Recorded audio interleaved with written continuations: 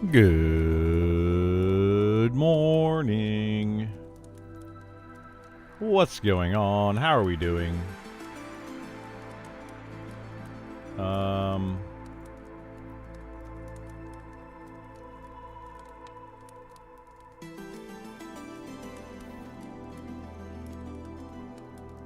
right. Get some things going here. We're just going to mess around for a little bit. I'm not going to be on a lot today.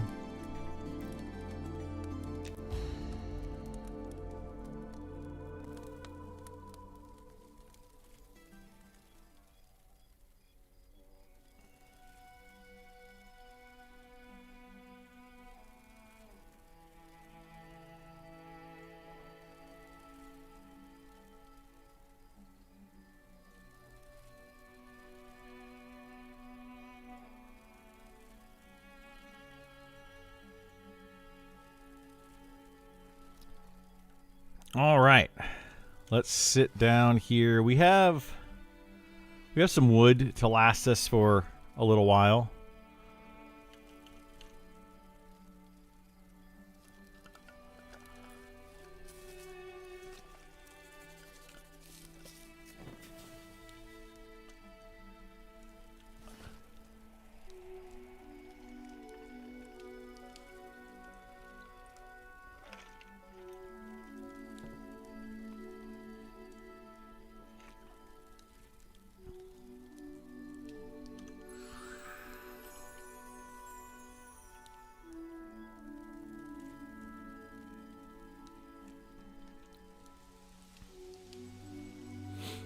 All right.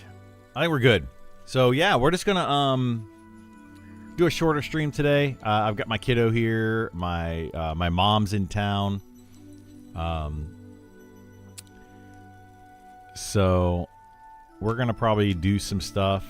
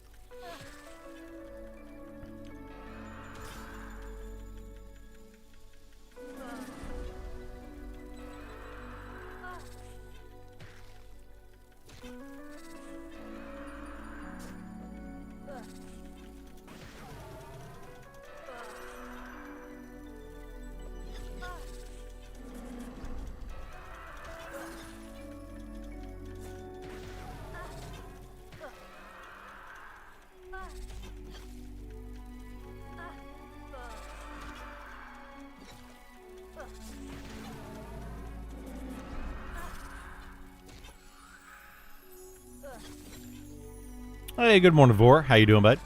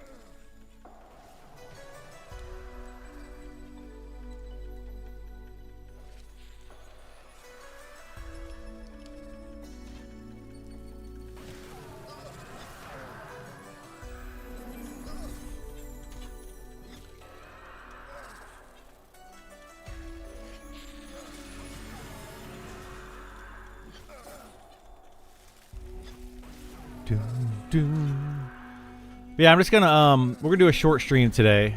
For those that are rolling in. Like I said, was saying my mom's in town. I got my son. I think we're gonna try to do some stuff over the weekend, just kind of hang out. But yeah, I've just been. Yesterday I was busy. Dropped my girlfriend off at the airport at like 6 a.m. or like 5 a.m. My mom was supposed to be in town, and then her flight was delayed for like 3 hours. So it's a long day. It's a long day.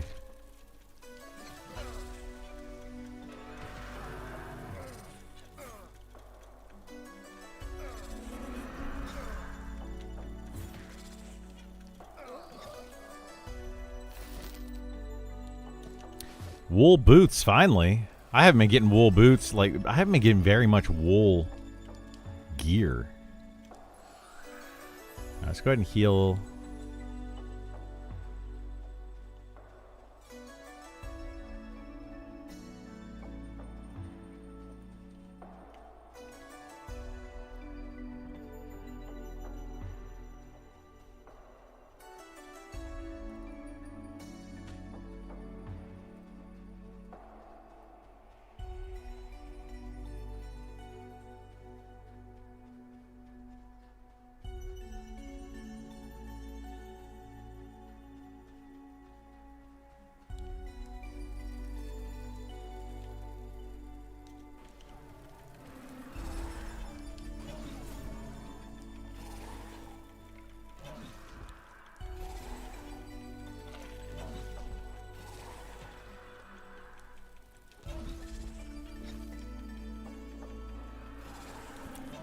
I haven't seen you around too much lately, Vord. Not to call you out, but you still playing?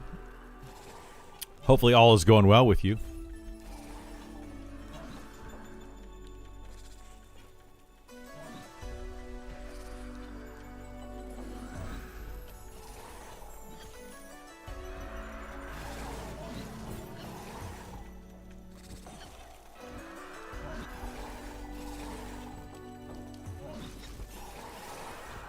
Out in F-Town? Okay. I hope you've been enjoying that. You're just out of town. Got it. I was like, I don't know what F-Town is, but hey, we'll go with it. Just been out of town. All good, all good.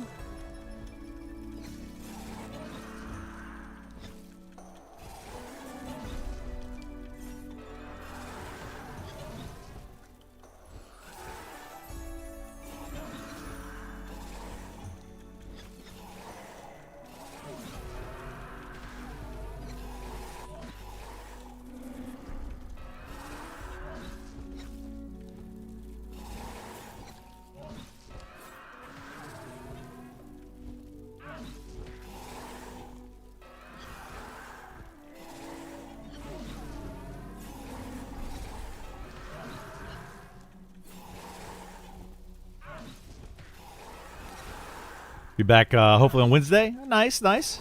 Sounds good. Well, hey, take your time. Do what you need to do. I'm going to be doing that this weekend. I'm going to be busy a lot this weekend.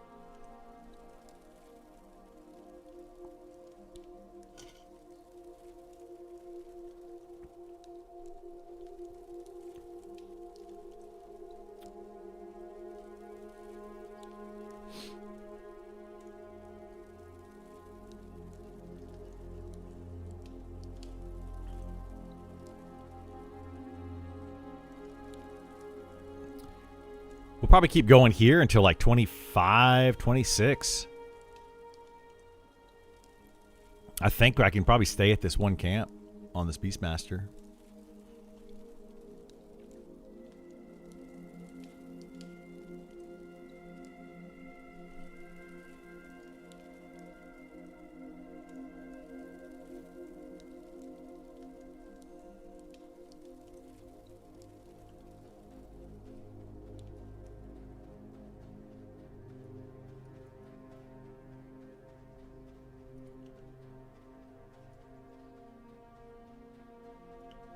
Let's get this striker. Actually, I would rather kill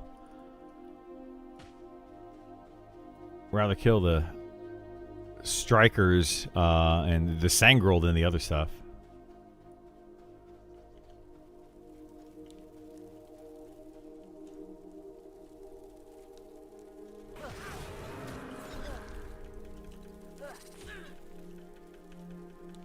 Oh my goodness gracious, stop it.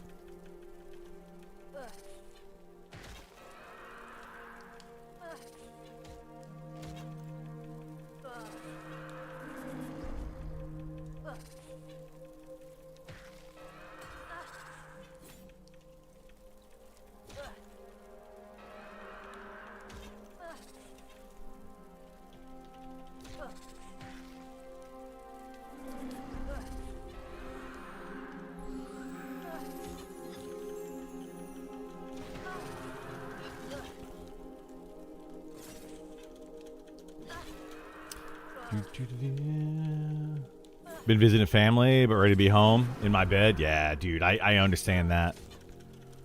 Yeah, when I go visit, it's nice to get out and go do stuff, but it's just like there's something about going to sleep in your own bed in your own house. You don't have anybody else to worry about.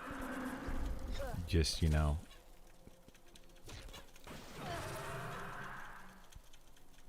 It's huge.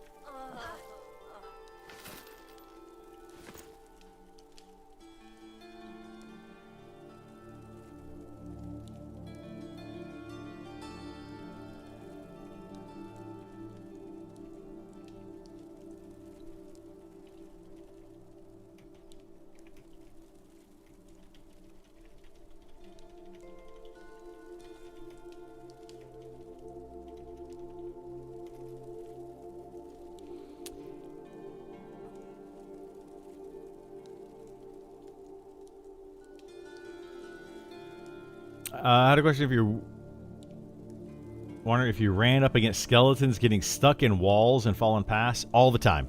Yeah, all the time. Pathing in this game is not the best. It's getting better, but it needs to be worked on some more.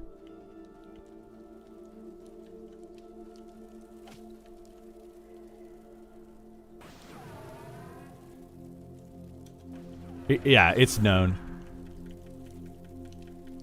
It's annoying, but it's known.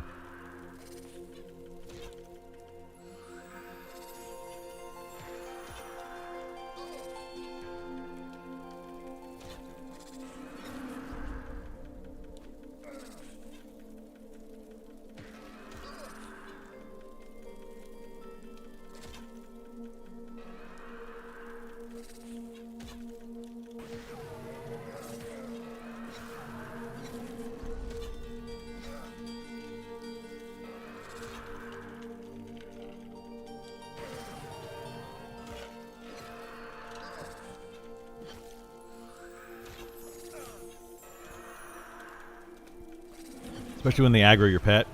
Yeah.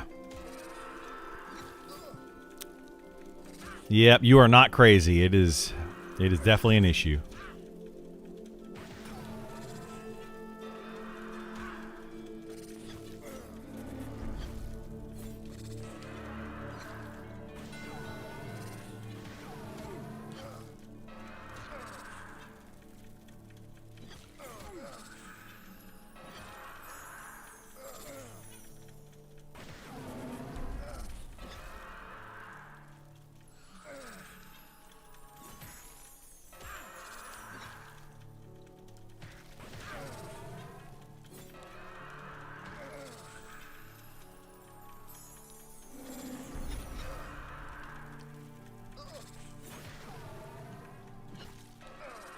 How's the beast going? It's going well. Yeah, I'm actually enjoying the Beastmaster changes. Quite, you know, like really enjoying it.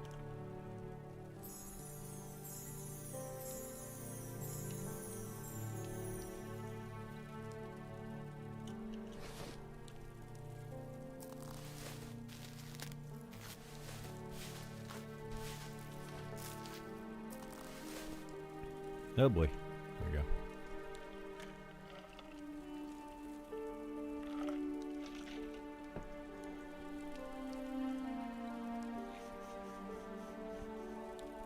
Yeah, so far I would say that the Beastmaster, bugs aside, right?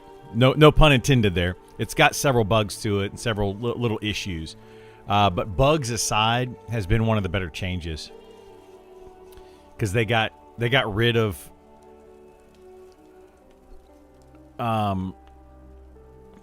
ooh, man, that's good neck pop in there. It's got some issues, but it's been the best overall change. I like that they're getting away from the hybrid of, this class and mash them together. I much prefer classes to feel unique, and they did that with the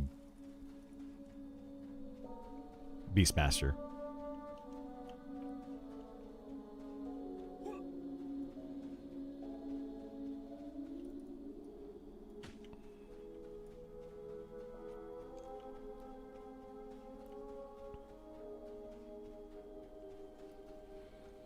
Started 1 and got to 12. Honestly, feels really good. Pet aggro might be the only issue. Yeah, it depends on what pet you're using. That's why I'm using a wasp. A wasp is by far the best pet for aggro, for tanking, for DPS, for everything. Overall, it's just the best pet.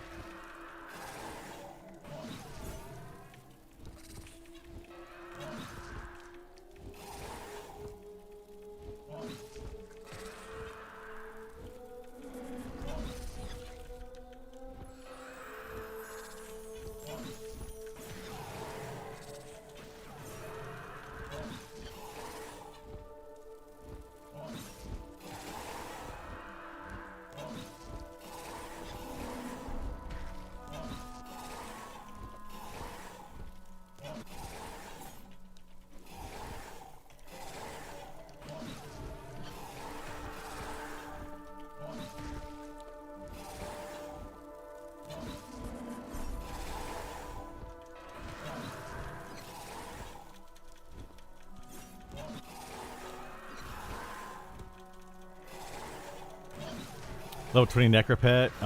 Couldn't tank these, but since your pet is able, it's more interesting. Yeah, Wasp by far better. Yeah, it's much better. Level 20 pet. This was rough at level 20. I was able to solo them at level 20, but it was rough.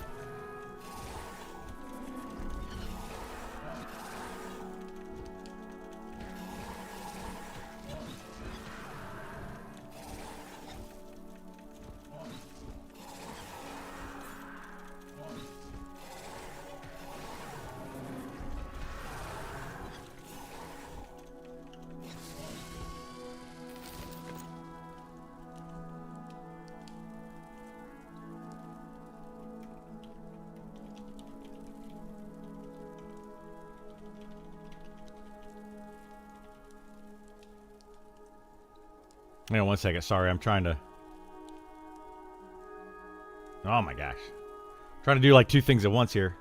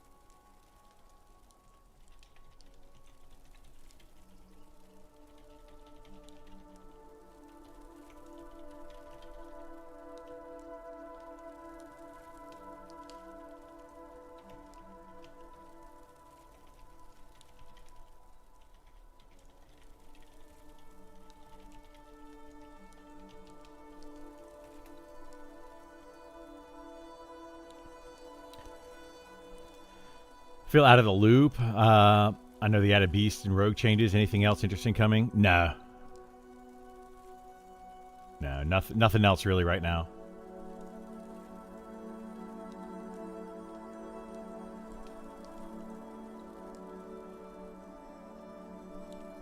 Go back to lurking? Yeah, sounds good. Appreciate you being here. Appreciate you lurking.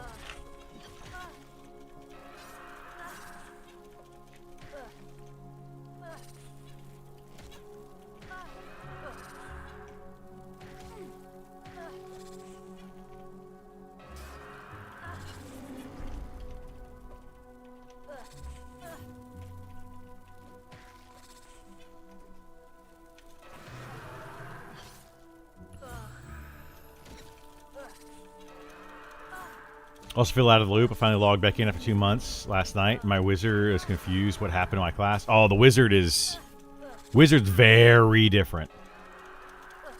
Very different. I don't like the wizard changes, personally. I've been very vocal about that.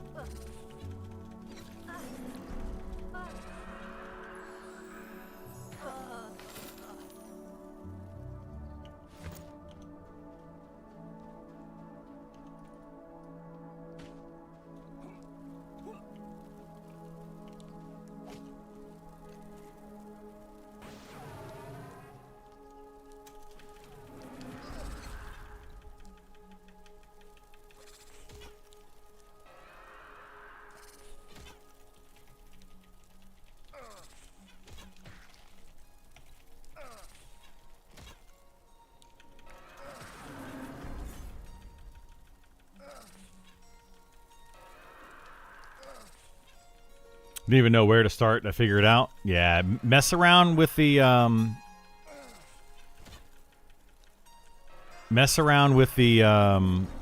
glyph system. See if you like it, but it's not necessary. It's not required by any means. Better to just start over? No, you don't need to start over. Just go and buy your spells and read the descriptions of each of the spells, and then try out the glyph system and see if you like it. If you don't like it, just don't use it. I don't use it personally. I don't like the glyph system at all. Some people do like it though, so it just depends.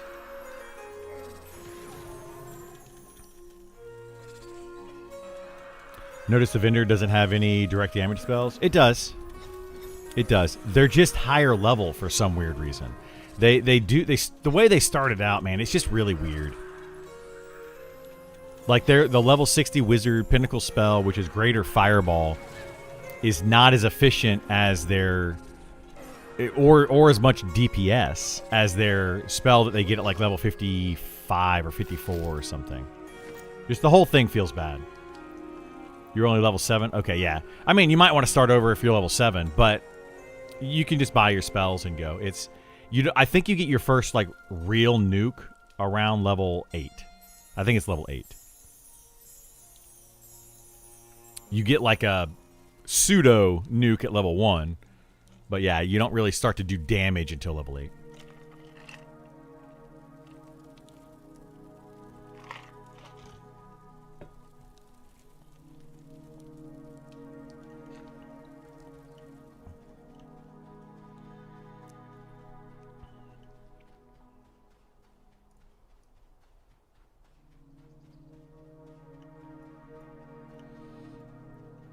What a fun class. Can't do any damage till 8. Well, I mean, it does do damage. It has damaging abilities. Like, don't misunderstand what I'm saying.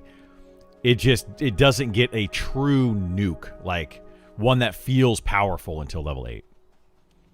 It has damaging abilities that you get at level 1 and then at 4 And then, so like the way that spells work in this game is you have starting spells at level 1, then you get some new spells at level 4, and then you get more spells at level 8, and it's every 4 levels for like your pure caster classes. So it just so happens that the wizard doesn't really get a good, powerful, what would feel like a good, powerful nuke until level 8. Like, I think its first nuke is more of a nuke snare. Thank you so much for the sub. I appreciate it. I'm a wizard. I'm just disappointed in the wizard change. Oh, yeah. I'm super disappointed in the wizard changes. Super disappointed. I don't like him at all.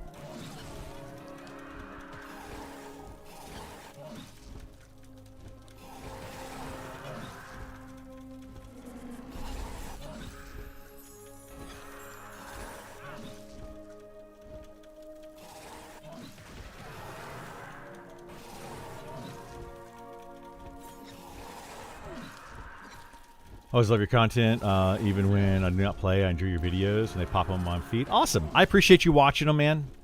Really do. Like, it's helping me out quite a bit for you guys to watch videos, to watch my streams, to interact with me, subs, all that kind of stuff. It really helps me a lot. It allows me to keep going.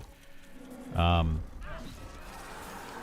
gonna keep going either way. I'm kind of like Niche World's Cult in that I like to stream. I enjoy doing this, but you know, obviously, some of us need to make a little bit of money every now and then, and it's very nice to allow me to do more, I guess.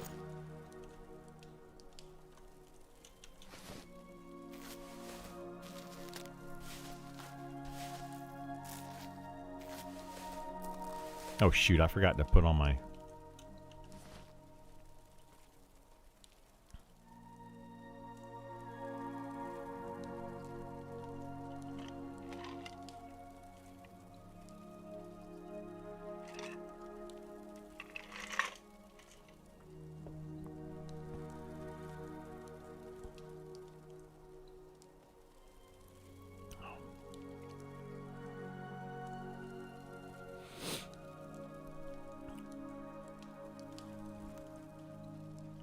Let's see.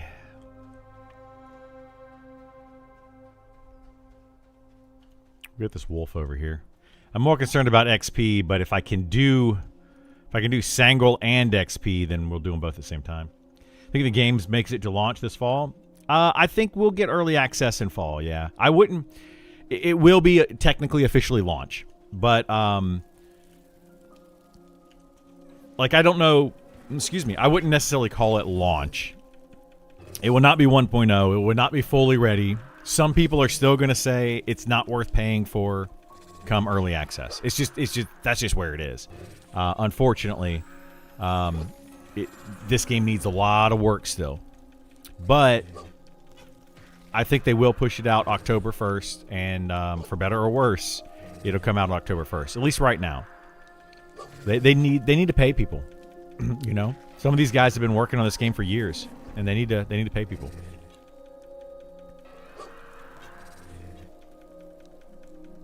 They went in a wild different direction. Yeah, Pantheon. I am not a fan of Pantheon. I've made it very clear. Like I don't sugarcoat it. I don't like Visionary Realms as a company. I mean, I'm nothing against the people that work there. Like, I'm sure the people are nice and they're doing the best that they can possibly do. But Visionary Realms as a whole have done Pantheon a disservice. And I'm done with Pantheon unless they can prove without a doubt that they can actually make that game good. I doubt it. I'm very, very much doubt it.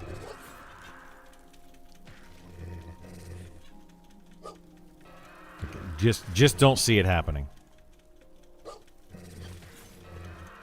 Can't wait to see the combat update, class rework, graphics overhaul for Pantheon. I mean, again, can't wait to see it again.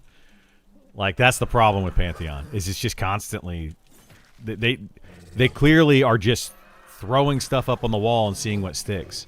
Maybe, you know, it's kind of like if you put a million monkeys, on a piano, one of them will make Mozart or whatever, Beethoven or whatever the saying is, right? And I don't. Oh shoot! Please don't attack me. Oh, okay. That's basically what Pantheon's doing. Let's just throw everything up on the wall, and hope and pray.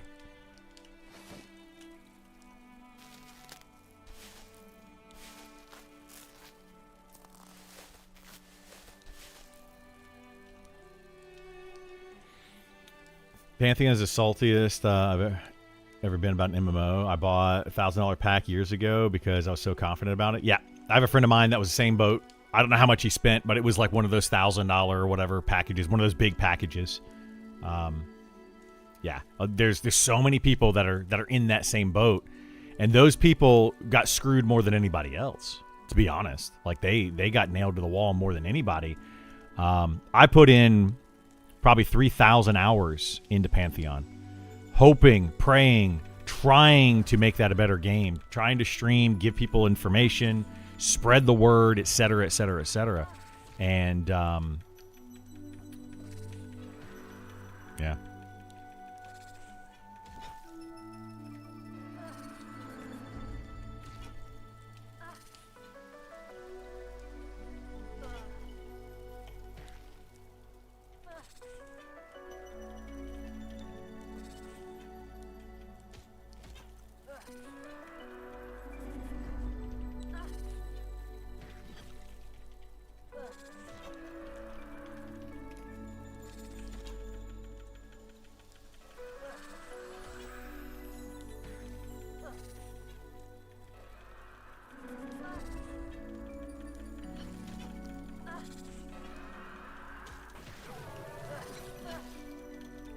Game was never a test for a decade.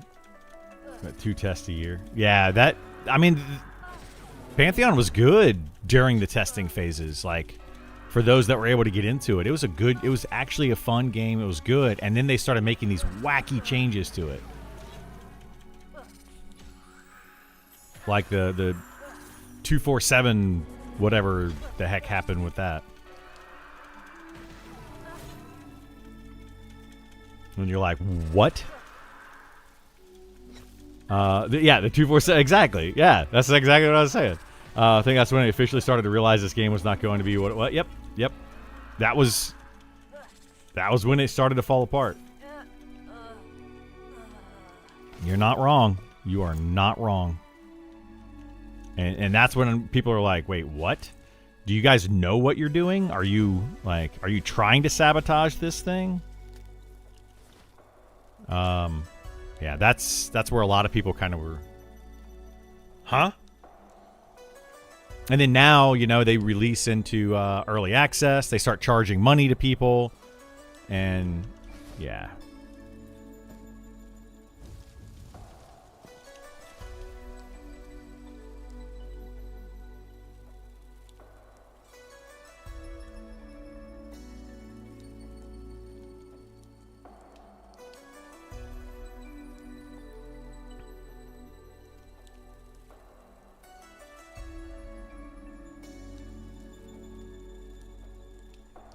Yeah, so I don't know. I'm done with Pantheon for now. If they come out in 1.0, I'll take a look at it. Otherwise, it's a waste of time. I don't even, for a while, I was even like, I'll help you guys develop. I'll give you bugs. I'll give you feedback. I'll do all those things. But now I just don't even care. They don't seem to care what the feedback is. They just don't seem to care. So, feels bad, man. Feels bad.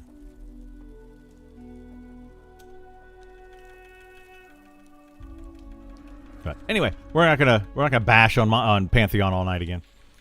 I still think Monster Minerals will do great despite the wacky changes. There's still a great audience for it. Yeah, they've made some unique, interesting changes lately. Yes. But they are still in beta. And I think there's a big difference between beta and early access.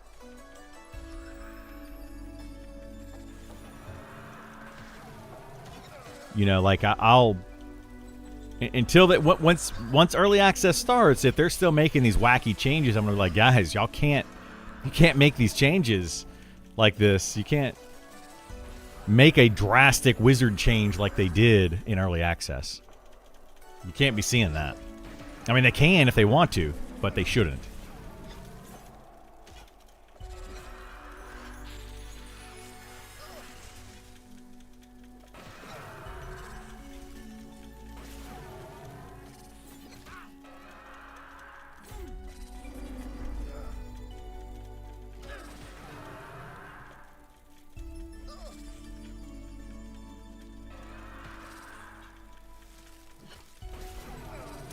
Nishu is really on board with the very strict old school design philosophy for M&M, but I think there are some quality of life things that are missing. Yeah, I agree with that. There's definitely quality of life that's missing.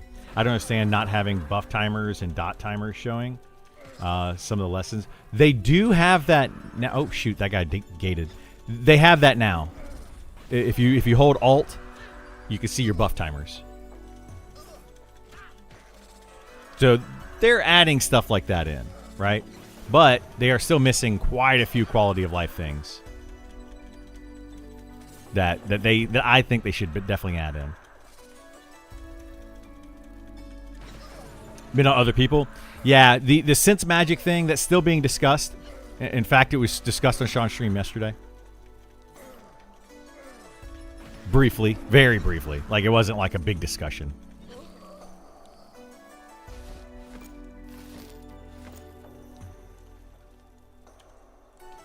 But yeah, they're still looking at the sense magic thing. I personally feel like you shouldn't have to target somebody, have sense magic, target them and con them, and then read your chat box to be able to see what buffs they have. You know, if you have sense magic, target them. You should see their buffs. That's my preference.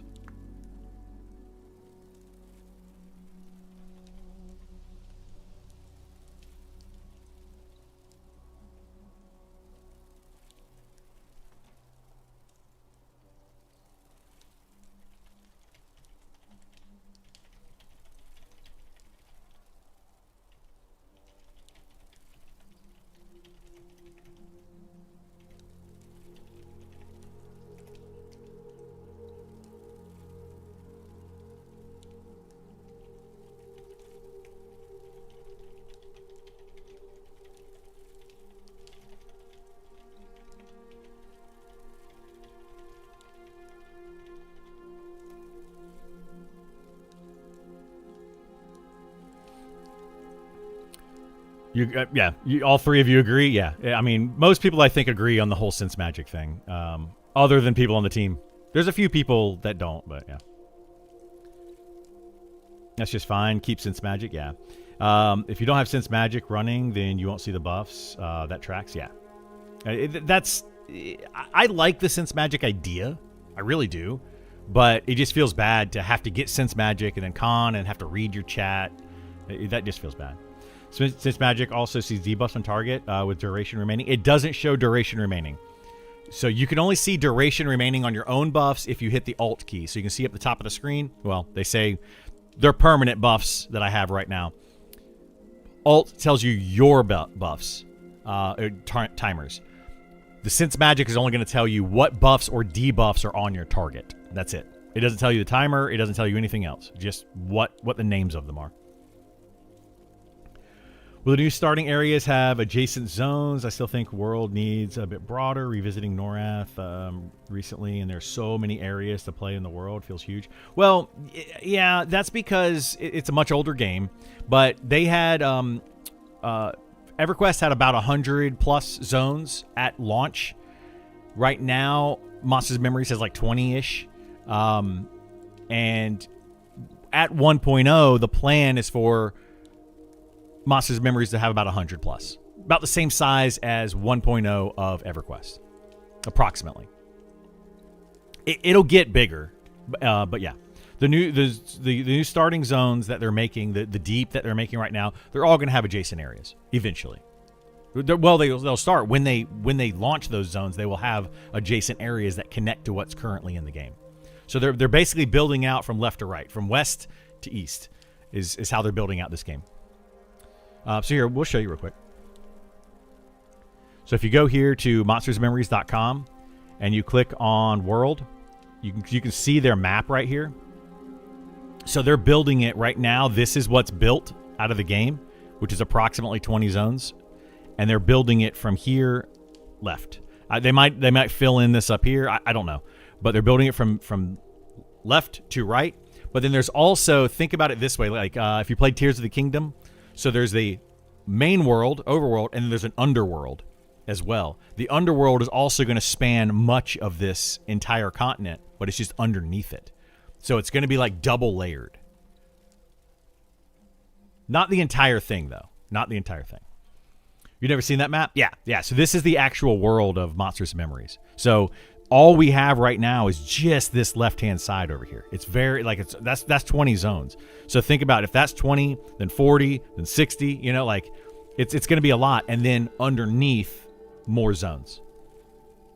That is just going to be a whole other map underneath this. So it's going to be pretty massive once it's finished. But that's going to take some time. So don't expect that by early access. That's going to be like 1.0 finished. So it's one continent. Yep. Right now it's just one giant continent with some islands. Yeah.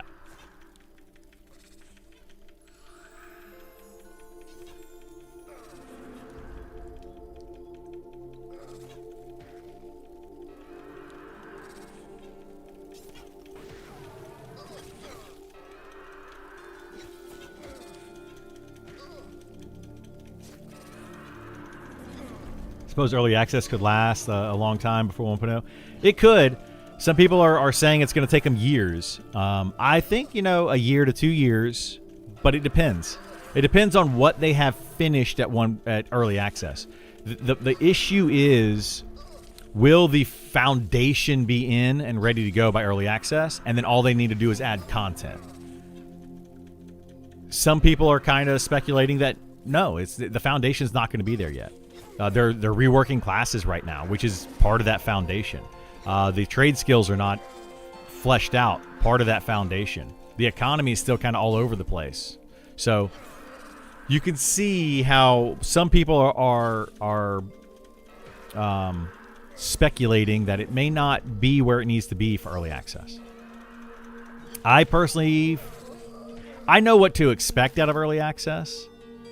I know exactly what to expect out of early access, but some people are, hoping and praying that there's something more in early access.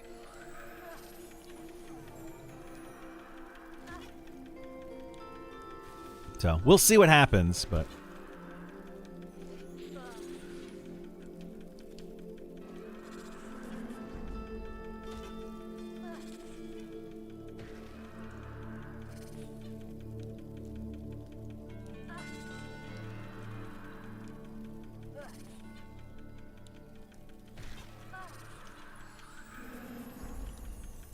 now, I will say, based on that early access comment, I don't want Pantheon early access. Pantheon early access was alpha. You're paying for alpha. I think that early access for this game is going to be much farther along, and it's going to feel a lot better than Pantheon, but it's still not going to be a finished game. I feel like Monsters and Memories access is what Pantheon claimed that their access was. That's partly why I'm not a big fan of Visionary Realms, because they were like, no, it's still a game in development. It's still, all these things. It's like, no, Pantheon's not. It's still a game in development. It's a game that is in pre-development. It's a game that's in, like, we don't really know what the heck we're doing development. And that's the issue that I have with it.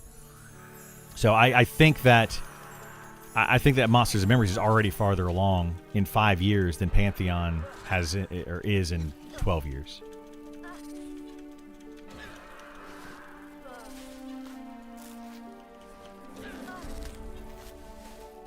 This Entangler is kicking my butt.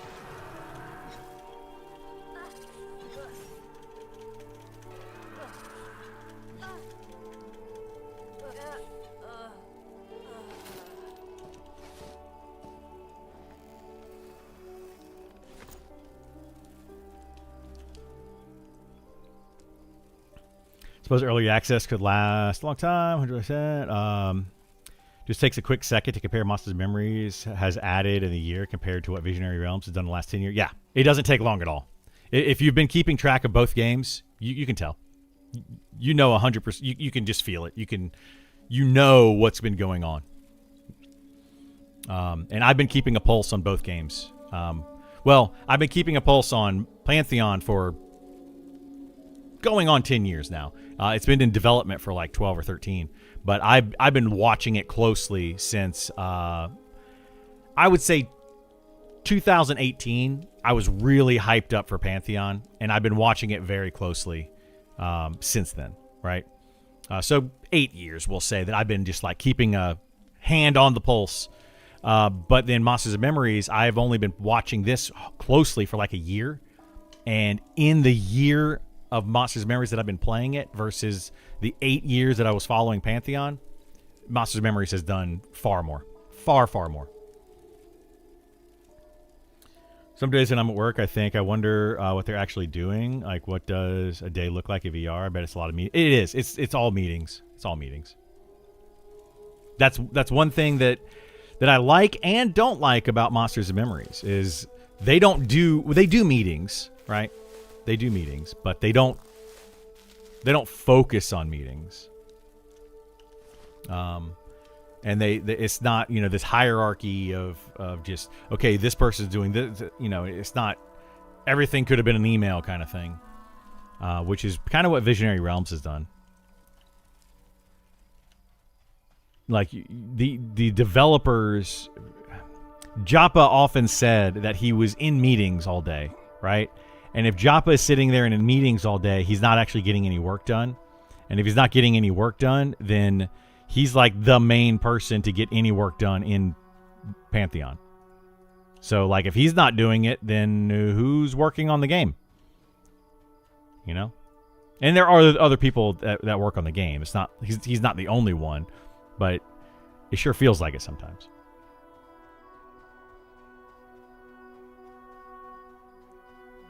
Wrong chat. No worries. You're good.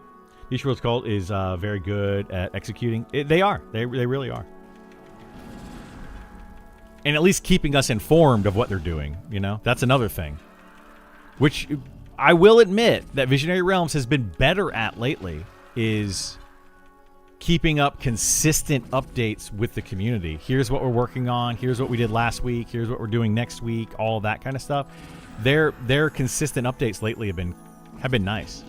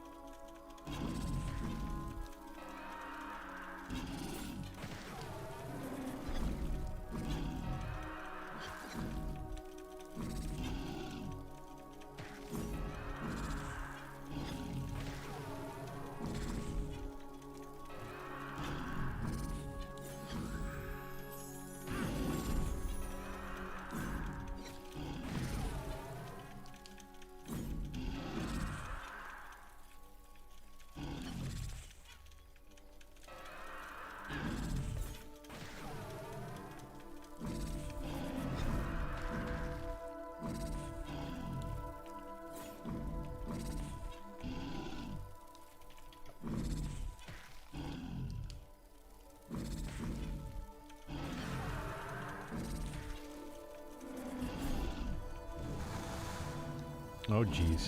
I'm dying here. Come on, heal. Oh, my gosh, dude. That bear rocked me. I was not paying attention. Didn't see my health getting low. But I was trying to spam my ability, and it wasn't going off. I was hitting my Lick Wounds ability, and it just wasn't going off. It got stuck. It literally got locked. That felt bad. That's okay. Sorry, I'm trying to do like two things at once.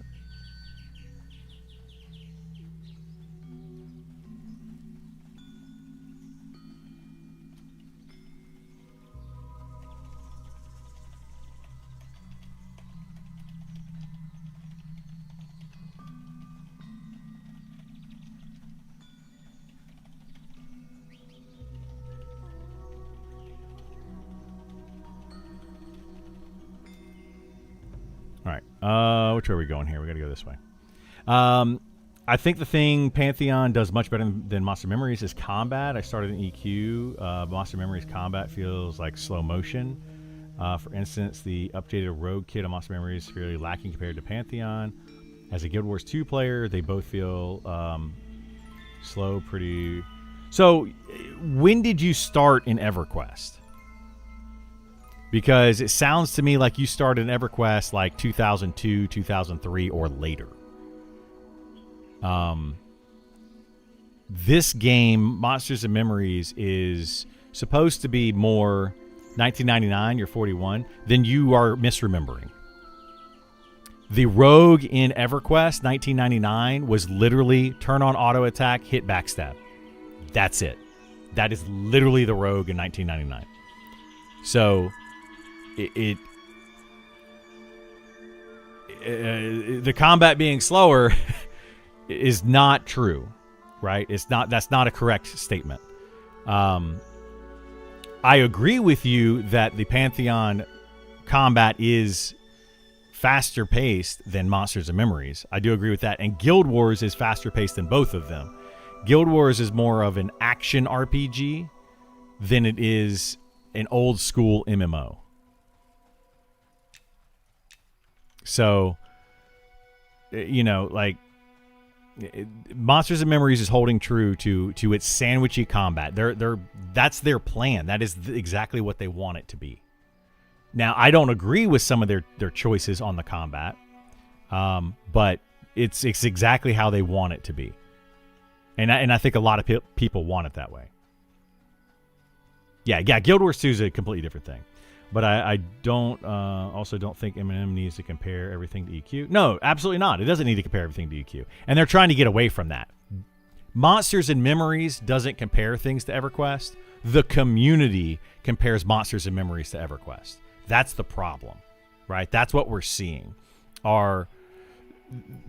When Niche Worlds Cult developed Monsters and Memories initially, they did copy and paste a lot from EverQuest, so the comparison is fair. It's very fair by the community.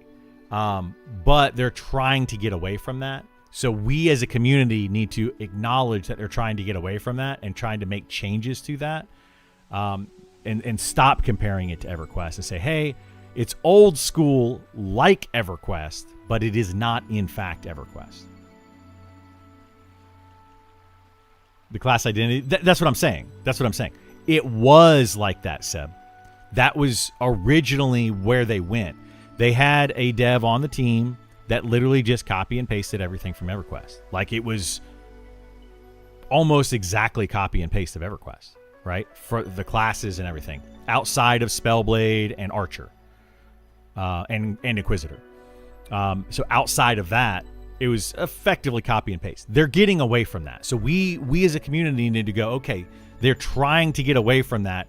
Let's start looking at it from a different perspective and say, Monsters and Memories is trying to make their own game, trying to make it unique, and trying to be different. Let's stop comparing it to EverQuest for a moment and think about it for Monsters and Memories. It was definitely a fault of Niche Worlds Cult and how they started, the direction they started with. Absolutely. But, when things change, we need to recognize change. I was super pumped for the Rogue update. The Rogue update was terrible. Because it said there was going to be more combat utility, and I was hoping for a WoWish Rogue rather than a backstab EQ Rogue. I love the idea of Niche World Cult moving away, making their own thing. Yeah, they failed. They dropped the ball hard on the Rogue. I agree with you on that. The Rogue in this game, it's felt bad since I started playing a year or so ago, and it feels bad today. Their deep dive and their update to the Rogue has been very bad. They just didn't make it a more powerful class. They didn't really even add in more utility to it. They just gutted it more than it already was, and it was already a bad class. So I agree with you on that.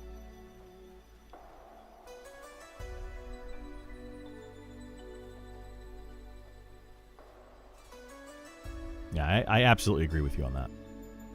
Man, I'm mad I just died right there. That just bums me out. I shouldn't have died. Pulling these bears, man, I have noticed since the rework on Beastmasters, I feel like they gave all NPC bears throughout the game, new updated stats and just made them so much harder than other enemies of their same level. But the pet bears are awful. Like, you don't want a pet bear. What are your thoughts on the mud system? Both love and hate it. I do too. I feel like the mud system is a really cool idea that's just not utilized well enough yet. I think that's going to come into play more down the road. The functionality of it kind of feels bad sometimes, and yeah, so I'm right there with you on the mud system.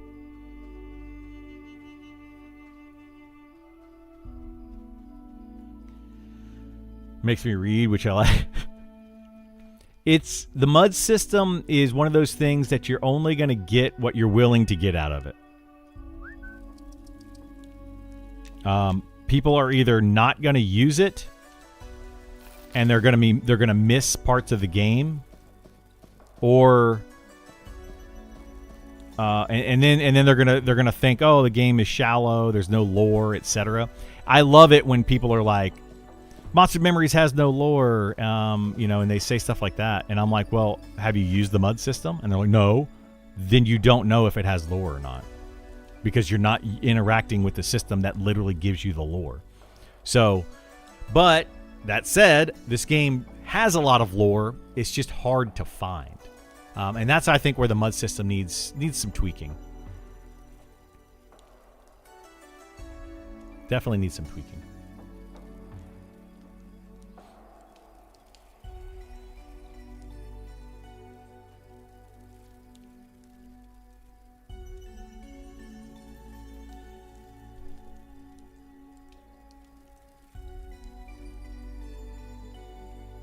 I'm just going to stop pulling those bears, man. Every time I pull a bear, it's just a struggle of a fight with its stun. Like, it's got an AoE stun than it does. It's got so much more health. Awful.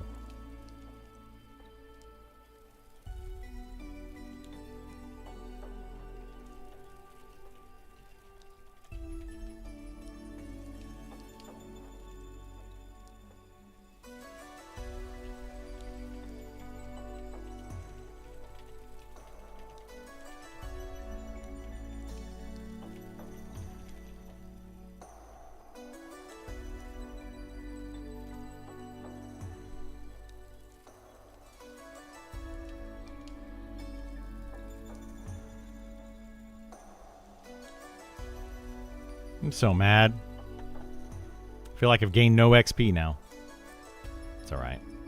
It's okay. I do hate dying in this game, though. Really do hate it.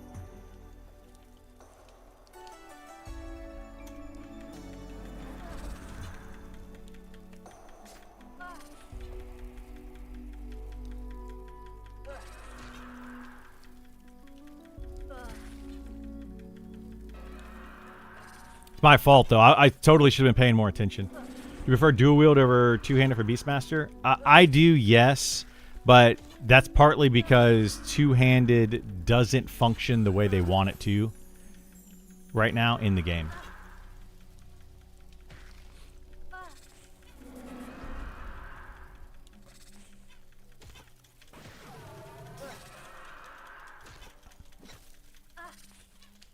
So, like, the idea is that certain abilities are supposed to be used with one-handed and certain abilities are supposed to be used with two-handed. It doesn't work that way. You can use any ability with any weapon currently because they don't have a way to check to see what weapon you're using. So there are no two-handed abilities and there are no one-handed abilities. Even though they claim that there was, they put it in the game. This is the difference between the casual player and the more experienced hardcore player that just understands this stuff. A casual player is going to read spell description, and it's going to say, On spell description requires two-handed weapon, and they're going to equip a two-handed weapon to use the ability. Right? You don't need to do that. Chop, for example, is a two-handed weapon ability. But I am currently using Chop, which is this ability right here. They removed the two-handed weapon comment on here, but it originally it said requires two-handed weapon. And yeah, it's just a better ability to use. It's all around a better ability.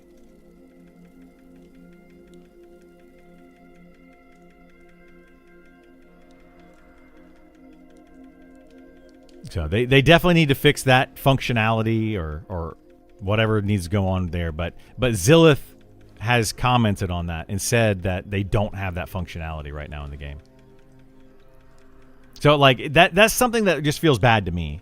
Like, why would you put that functionality, say that you're going to utilize that functionality when you don't in fact have it in the game? Like, that was a future idea that they're going to try to have that in. And then they updated the class based on that. But it, in fact, does not work that way. And, you know, I personally feel like they need to stop doing that. It is a beta game. They can't do that in early access because it's going to confuse players. For right now in beta, it's okay. You know, like I can't really get too upset about it. But it is confusing even to beta players, especially the more casual beta players that don't know.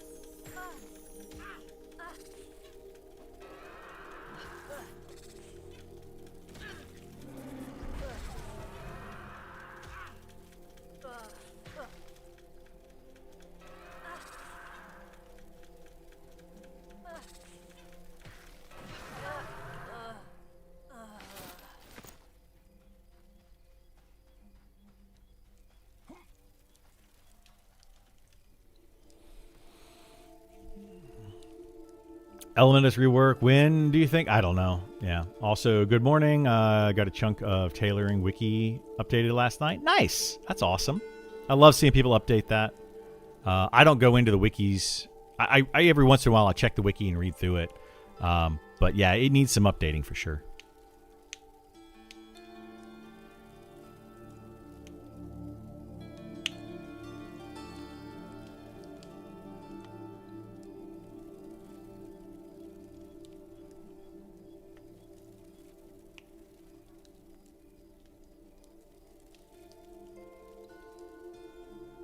Working on item linking now. Nice. Awesome. I appreciate your efforts to get the wiki updated some.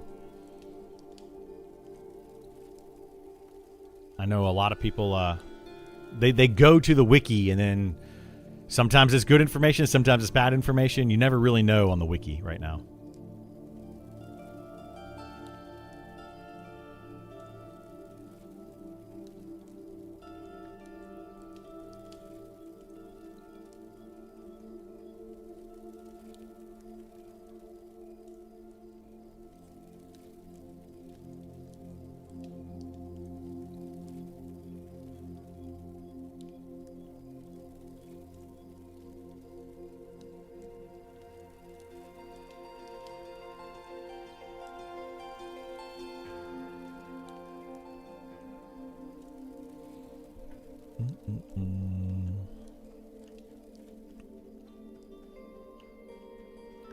I created the original ones with a new template. I made and linking it now. Solid time to start updating it. Yeah, it's a perfect time to start updating it. Absolutely. All right, we're going to get this wolf. Wolf I can do. Bears I want to avoid as much as possible. I really do feel like they made the NPC bears super strong and they forgot to make the player pet bears equal strength. Well, they shouldn't be equal strength, but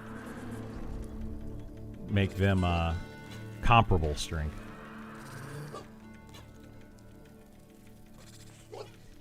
I don't know. They did something there. Felt bad.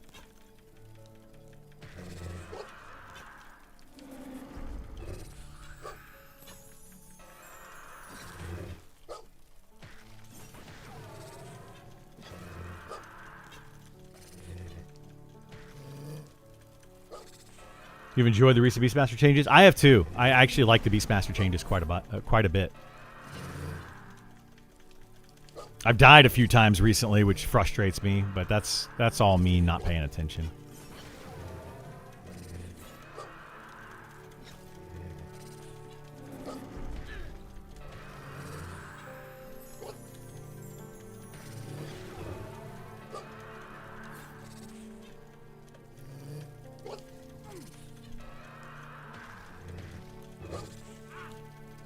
I think Lick Wounds needs a buff.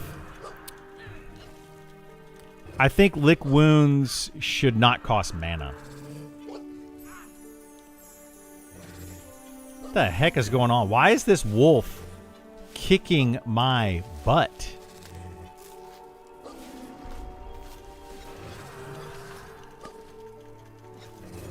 My gosh, dude. I'm getting destroyed. Why is this thing hitting me so hard? The thing just hit me for 75 damage. Like, consistently is just kicking my butt. I'm gonna die again.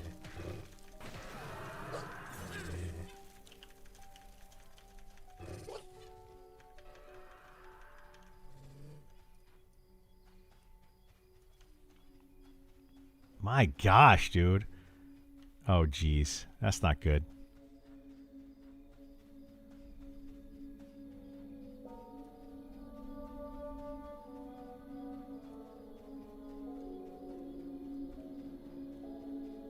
I don't understand why these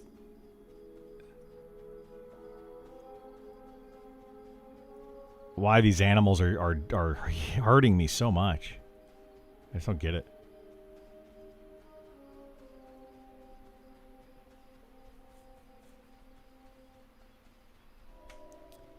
That wolf happens to be yellow, but it's I've been killing wolves over here for a few days.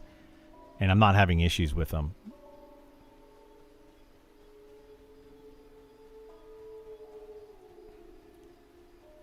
Yeah, Waspy's not going to kill him. He's not going to be able to catch up to him or something. I don't know what's going on. It's fine. We'll just get over here. I'm gonna get over here. We'll take a little break, med up, etc.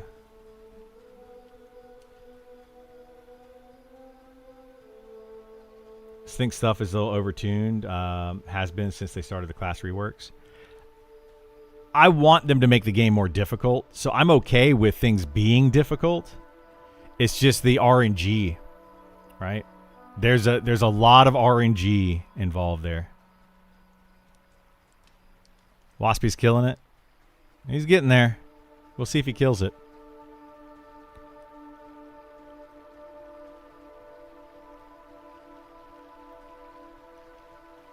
He might eventually get there. What happened to the guards over here? The heck? Yeah, Waspy might get it.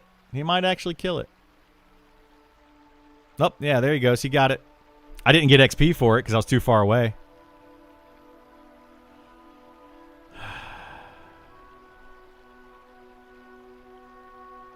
Yeah, but I survived. That's the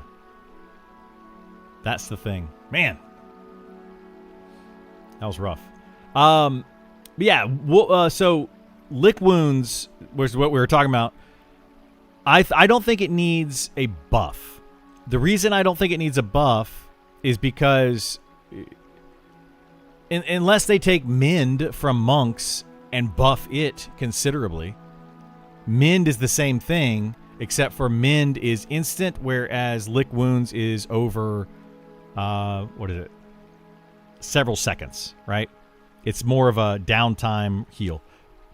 But ultimately, they're the same thing. Now, I do think that Lick Wounds should not be a mana cost. It's a pretty high mana cost, I feel like, for what it is. And Monk Mend doesn't have a mana cost to it. It's just instantly 20% heal. People are comparing it to using Bind Wound, but Bind Wound is uses up cloth, and bandages. So there's a difference. It should be, pretty strong. But it might be more that Bind Wound might need to be nerfed a little bit because it's pretty good.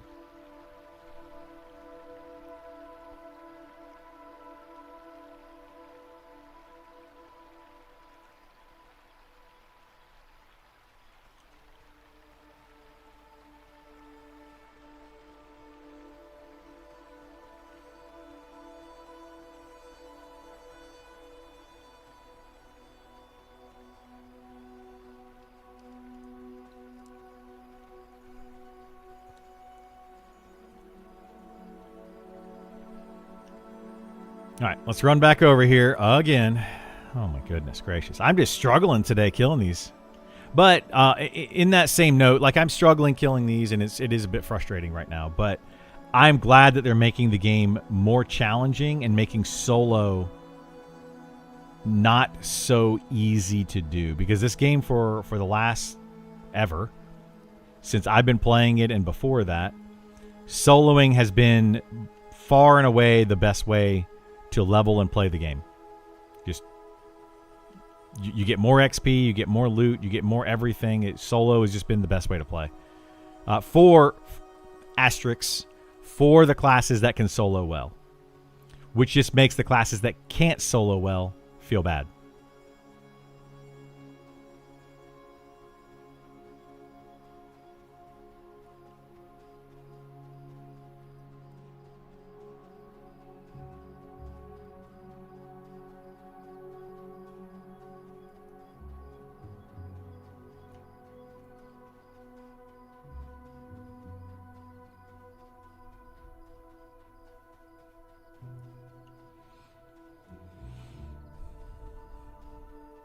Did my fire go out? The heck? Why'd my fire go out? I think the issue here was my pet didn't have a lot of aggro on the mob, so the mob started to hit me earlier than I expected, and that's what caused the issue.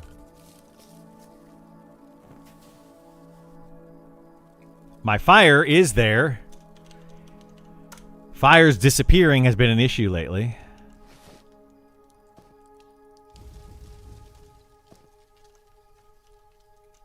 Now my pet's disappeared.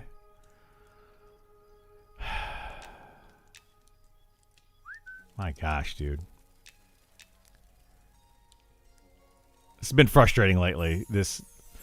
My corpse has disappeared multiple times lately. Fires are disappearing. My pet disappearing. Things are just disappearing. It's frustrating.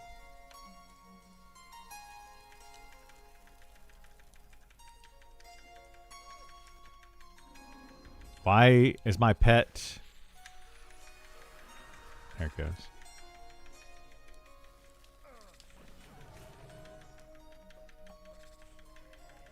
My abilities...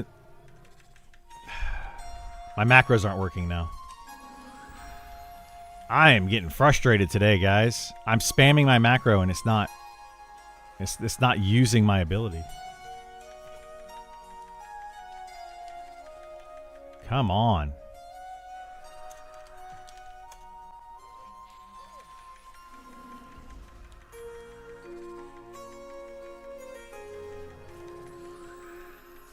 There we go.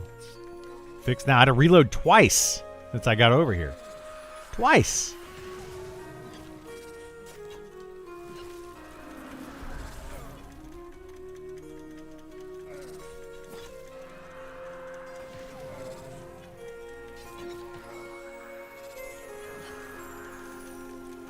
Fortunately, soloing is still better after the patch, but they tried. It's still better. Yeah, soloing is still better. They're getting there. Really wish pets could hold aggro. That would also make lick wounds less important. Yeah, they got to be careful with pet aggro. Players as well also disappearing, especially in VOZ Cone. Yeah, a lot of things are disappearing lately, which feels bad. Feels really bad.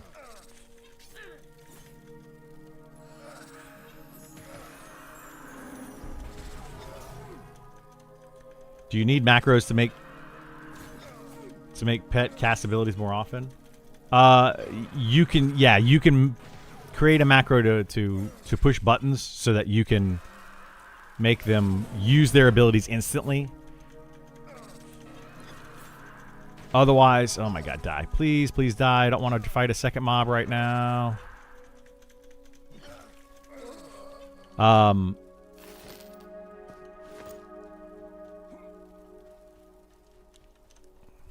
me take a break. Their abilities are over here. The provoke, sting, and lethargic sting. There's a delay between using them. So you can spam the ability if you want to and force them to use it, and it uses it much faster.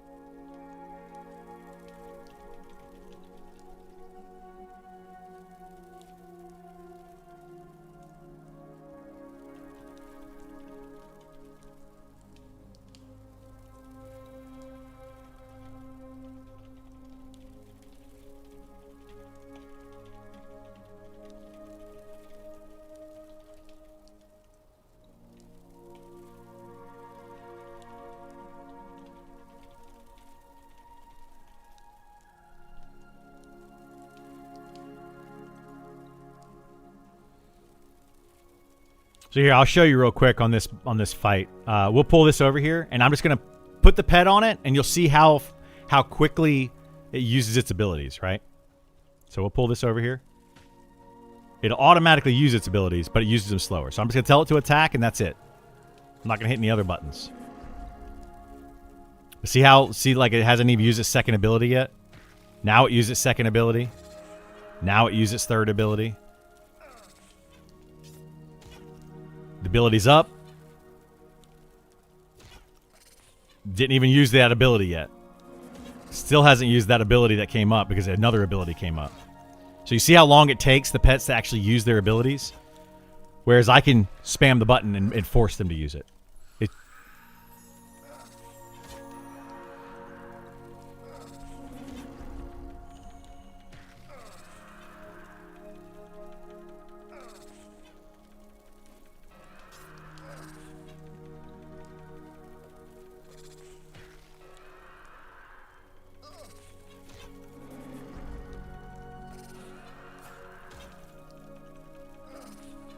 Sounds like pets need a global cooldown.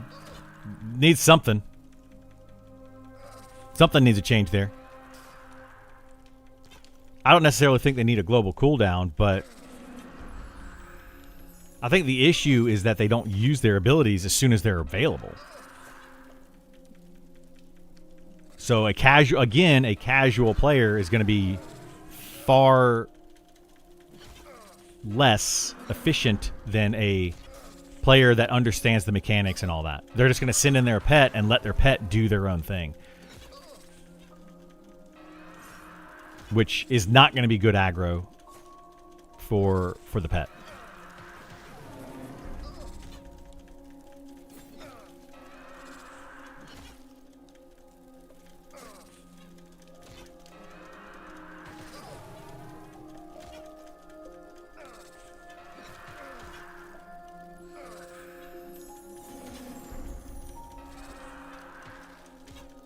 You don't think this game is for casuals? I think it is.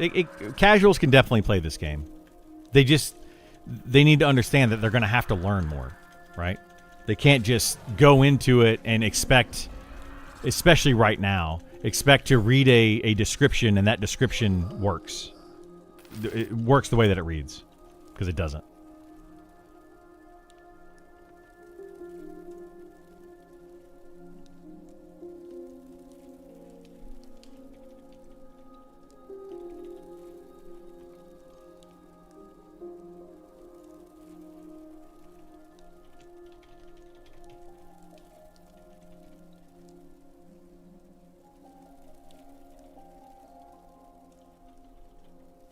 Hang on one second. I gotta listen to something again.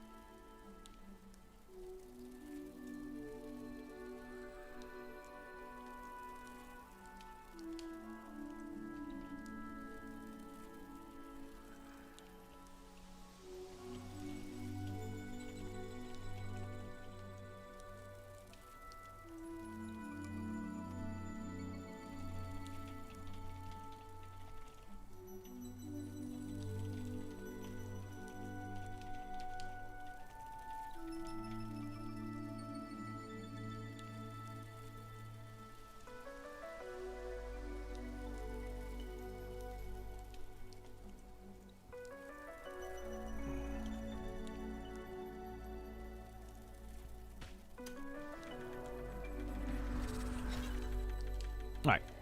Community helps onboard people.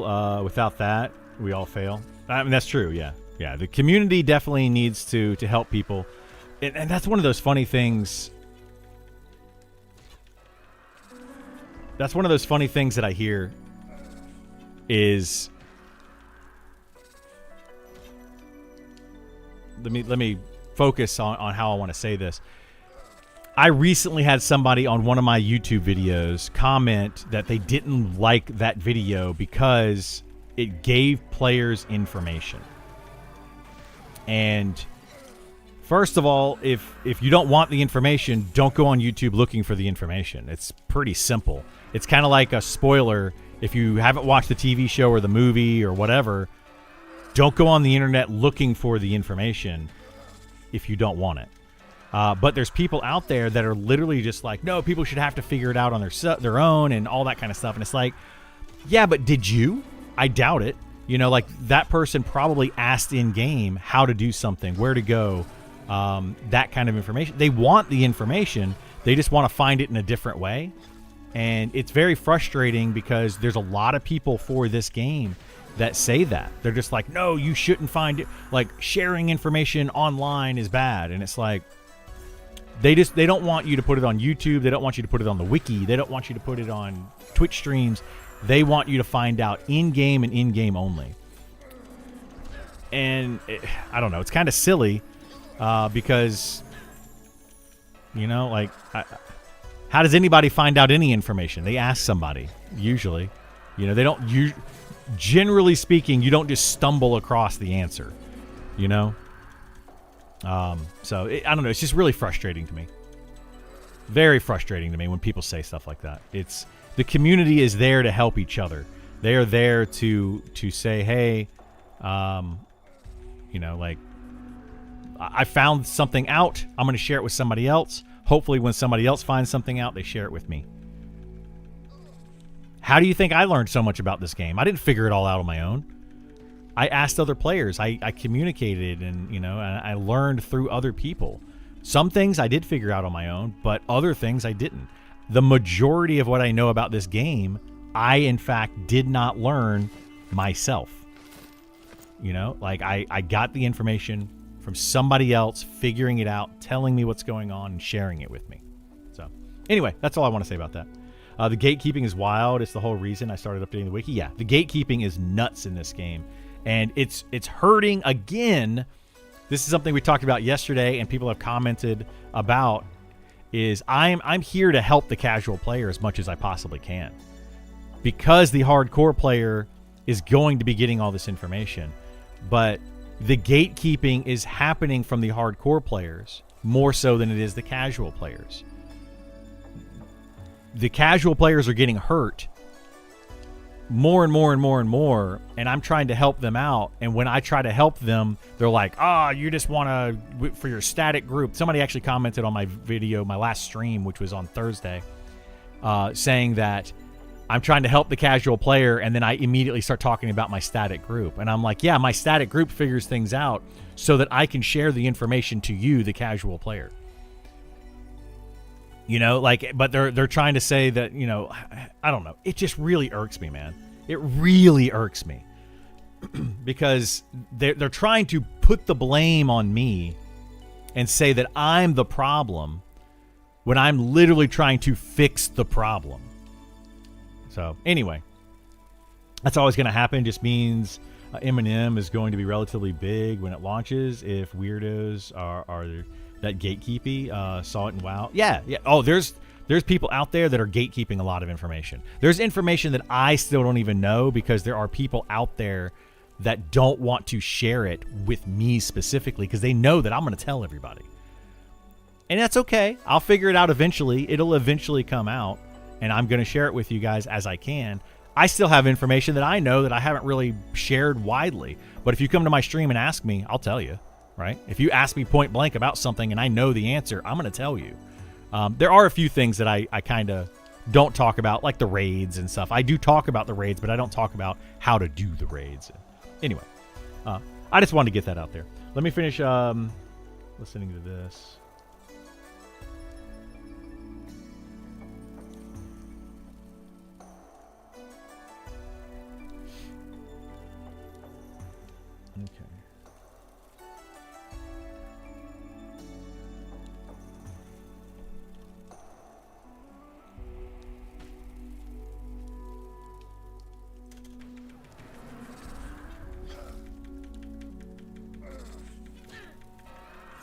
Okay.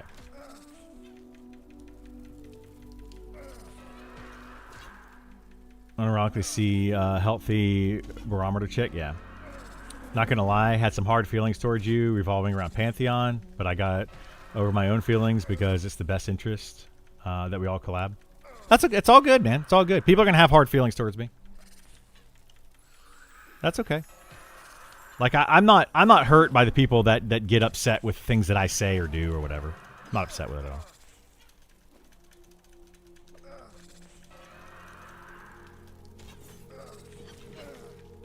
You always item expect and you're static. Literally use your videos to update the wiki. Thank you for that. Yeah. I try to show you guys, the things that we find, the things that we see, the things that we do. I try. I just find it hilarious when people are like, I'm part of the problem because I'm a content creator. I'm a streamer. I'm very vocal about the game. So I'm just automatically in their mind part of the problem. Because they're relating me to maybe a different content creator or, or a different person. Because I'm a hardcore player, they're just assuming that all hardcore players are the same and trying to gatekeep and, there's a big assumption going on there. And that bothers me because I try not to be that way. But, I got to let it not bother me. I am extremely outspoken, and I am willing to admit it. Like, I know that people are not going to agree with everything that I say, and that's okay. You don't have to agree with me. You really don't. I don't care if you agree with me or not. I'm going to tell you what I like, don't like, etc. about the game. The devs will listen. They will agree or they won't agree, and that's fine too. I don't care. Ultimately, you know, the devs are going to make the game that they want to make, and you know, some things they might listen to me on and say, huh, Criddle's got a point there. And other things they're going to listen to me on and be like, he's an idiot. Okay, cool. You know, either way. But at least I feel like I'm sticking to what it is that I said, right? I'm going to stick to it. I try to anyway.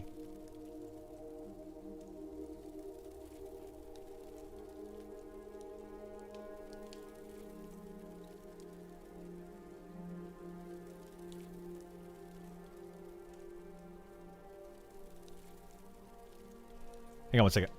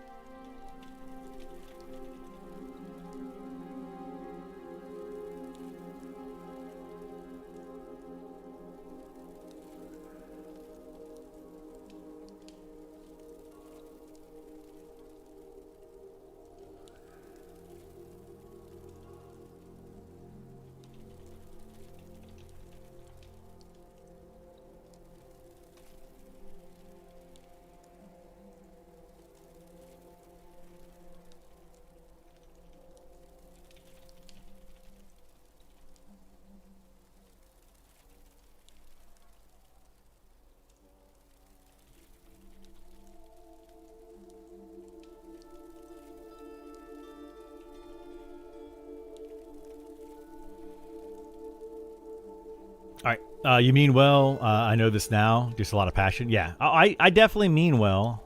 You may disagree with me, but I mean well.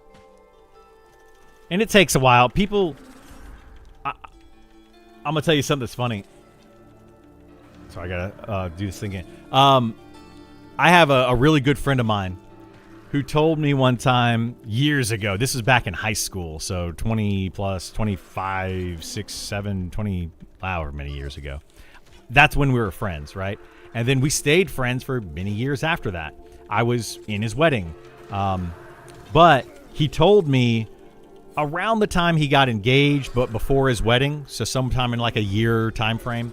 This is back in early-ish 2000s, you know, 2005 to 6, 7, somewhere around there. I don't remember, but somewhere around there. And he said, when I first met you, I hated you. And he's like, I just didn't understand you. I didn't know, like, all this. He's just like, I did not like you. And, but then he was like, over time, I started to understand where you're coming from. And he's like, now you're one of my best friends, etc. And we had this whole, like, really, like, heartfelt conversation around the time that he got engaged.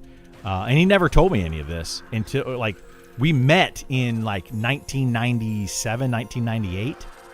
He didn't mention any of this to me until like 2007, so like 10 years later. And he finally mentioned it to me. And he's just like, you know, you're like now one of my best friends, and I appreciate everything you've done and how, you know, you just, you know, you stick with your friends and you help them out without asking questions and all that.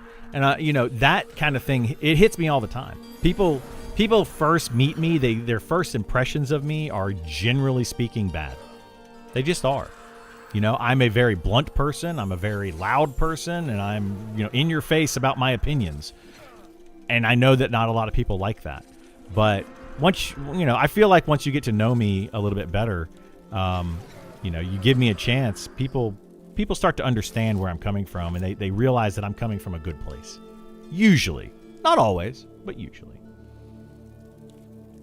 I'm the same way. Decades of military life made this monster. Exactly. You know, some people are just born that way. Some people are made that way. And, you know, some of us need to learn. I have also learned over years to maybe not be so blunt, maybe not be so, aggressive. I still do it often, and it's a problem, but it's military life. You got to know how that is, because I know some military people, and they are very aggressive. You're like, dude, chill out. But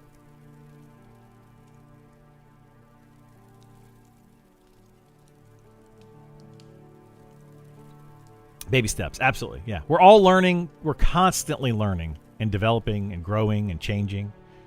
Everybody is. Nobody's perfect.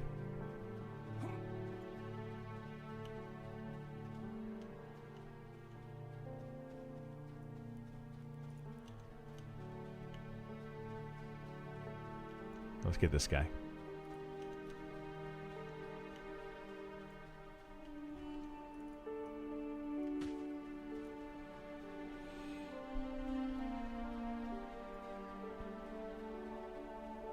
I am high. What does that even mean? I am high. Hopefully it doesn't mean I am high. It means I am, period. Hello. I'm perfect. Oh, you're perfect. Uh-huh. Speaking... We're going to back it up again for a second. Speaking of somebody that I met in my early 20s that did not, in fact... We were friends, but that's about it. I'm now dating her. 20, however many years, it's like 18 years later. We are now dating. That is feisty. Man, my abilities are not working again. What the heck is going on here? I'm spamming. What is going on here today? This is rough. My pet was not attacking that. I think I'm going to kill this and I'm going to relog. I've learned to just drink wine and laugh with the rest of the crowd. Life's too short. It is, yeah. Is this game fun? I think this game is very fun. That's a very objective, subjective, whatever. It's an opinion. I love this game. I think it's exactly what I've been looking for. If you have more specific questions I can answer, then I'm happy to answer them to see if it's a game for you, but I can't say whether you're going to like it or not. Some people are going to love this game. Some people are going to hate this game. Some people are going to be indifferent for many different reasons. Some people may just hate this game because they want another game to succeed. Some people are going to love this game because they want this genre to succeed. And they may not even like the game. They just want the genre to succeed.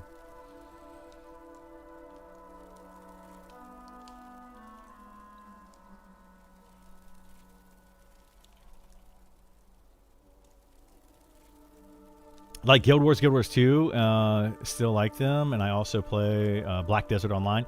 This game is very different than Guild Wars 2 and Black Desert Online. It's closer to Guild Wars 1, but still different than Guild Wars 1.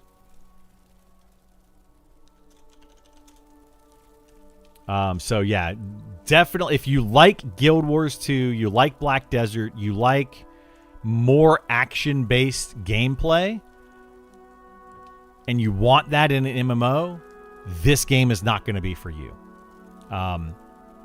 You're going to get probably bored with some of the gameplay. There are some classes that are more action-oriented, but it's going to feel slow and it's going to feel sluggish and boring sometimes. But, I recommend checking it out. It's definitely old school feel. It's going to be... They call it sandwich gameplay, which means that you can play the game while eating a sandwich. There are times when you got to put that sandwich down and really focus and pay attention. But for the most part, you can play it while eating a sandwich.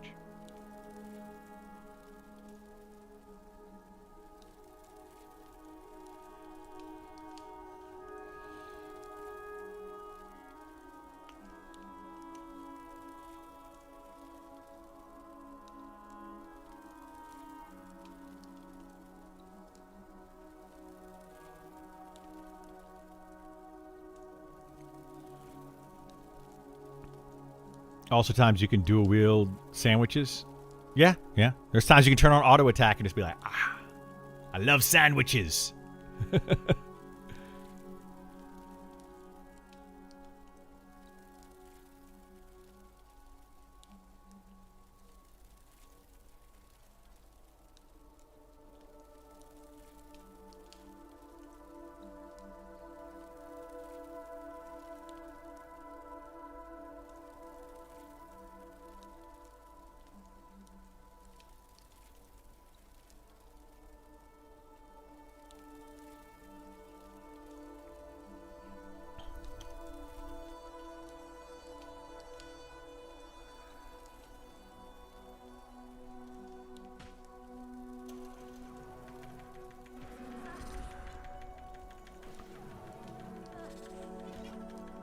Got it. Usually with that sandwich game, you need to pour in a lot of hours to finish simple tasks, but that's what scares me.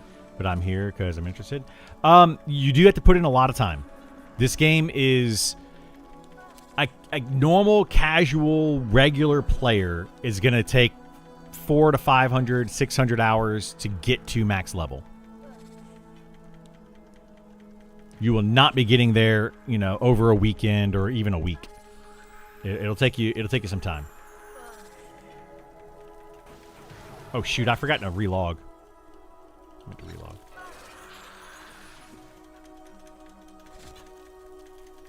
Leveling trade skills takes a long time. You got to get all the materials, etc.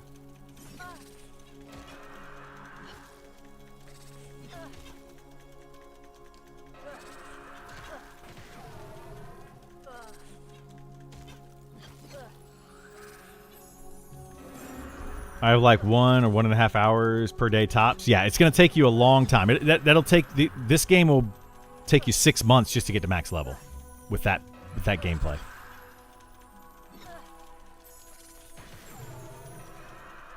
And that's if you're focusing on leveling.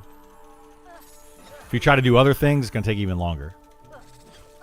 Now, that's not necessarily a bad thing, as long as you don't care that you're missing out on in-game raids and content and stuff like that. This game is meant to be played slowly. It's going to take a long time to get there, but it's meant to be played slowly.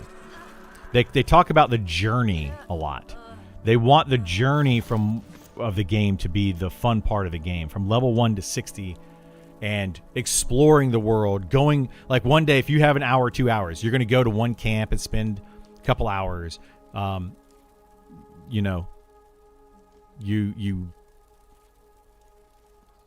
going to be moving around quite a bit, trying different places, looking at different things, just coming out, sitting here, and just like experiencing the sunset, or the sunrise if you look in this direction, which you can't see in this direction, but if you're on the other side of the world, you could see the sunrise. But here it's a beautiful sunset that happens every single day right here.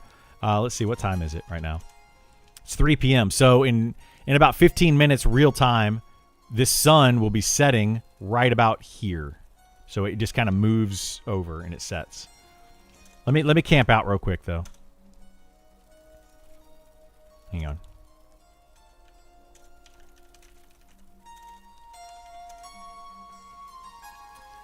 I don't rush when I play games. That's how I play games. I like to explore. If you like to do that, this game is fantastic for exploring and finding new things.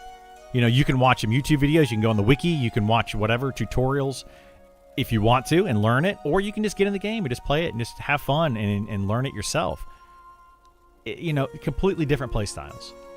And it's up to you. I'm gonna shut this down though and restart this.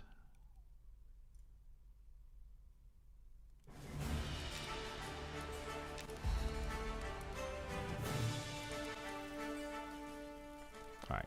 Hopefully that fixes my issues that I've been having. We'll see.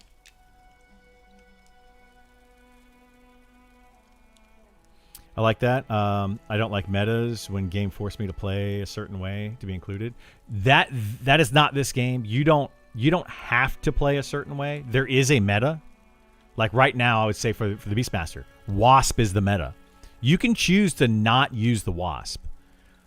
But I will say, if you don't do the meta in this game for some things, you're gonna have a harder time. You're going to struggle, and they need to balance. That's where the balance is going to come in. This game balance right now is not in a great place, so they definitely need to balance it better.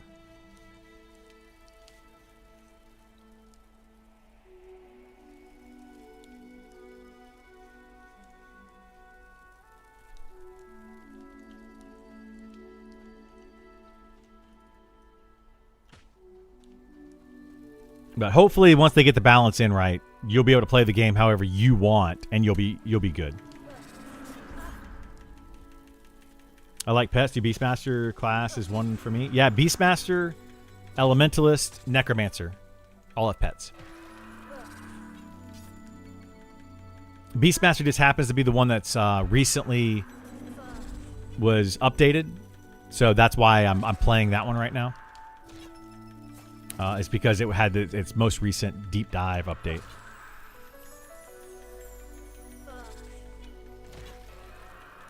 Been trying that fear kite thing. Main issue I have is finding a good spot for level 27.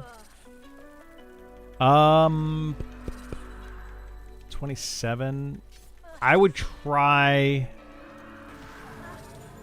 the Undead Cave if you can. Pull the mobs out of the Undead Cave and fear kite them if you can. If you can do it that way.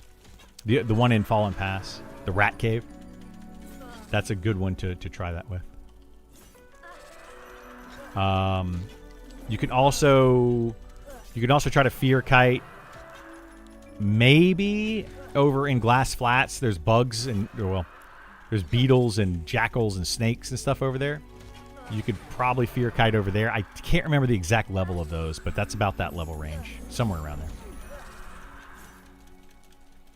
You capturing pets? You tame the pets, yeah. So you go out in the world and you can tame different beasts, and different beasts have different abilities and different strengths and different weaknesses. But right now, the wasp is just overall stronger than all the other pets.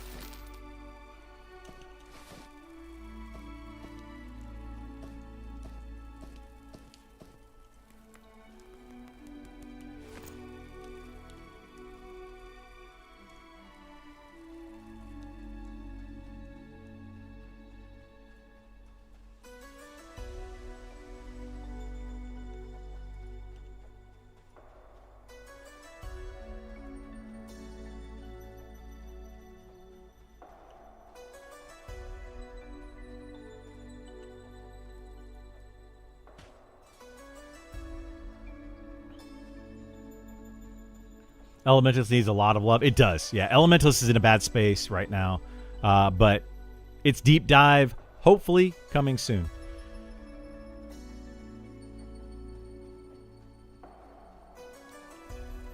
I like feline pets, like wolves and tigers. Wolves right now are one of the worst pets. They don't have tigers in the game yet, but maybe. Sound like a kid, but I'm definitely not a kid. Just saying. No, you're good. You're good. Hoping post EA that crafting gets some major love. It would be nice, yeah, but that's definitely going to be a post EA thing. Yeah, like crafting is kind of on the back burner for now.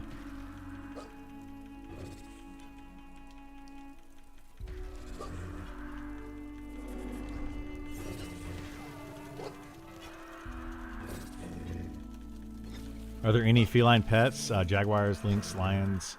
Not yet. Not yet. There's wolves, bears, wasp, beetles, shark, crocodiles. I'm sure I'm missing something. So they're adding more. They're getting there.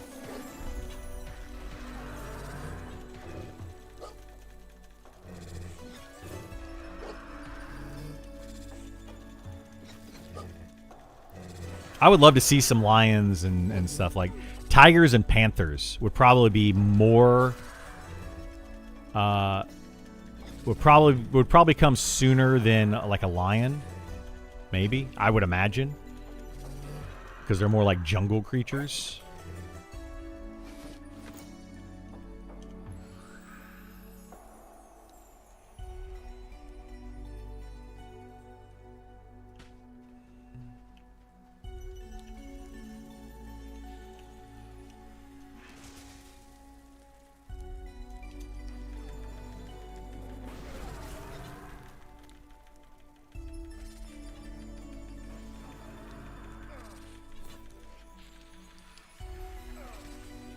But yeah, I would love to see like a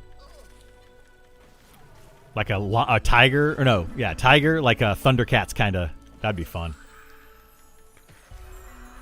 Especially if they make it to where you can ride your, as a Beastmaster. They should do this. I don't know if they're going to, but where you, if you, as a Beastmaster you could ride your pet. There you go. There's the sunset that I was talking about right there. Now, let me try to fix the lighting, because my lighting is ramped up. This is correct lighting.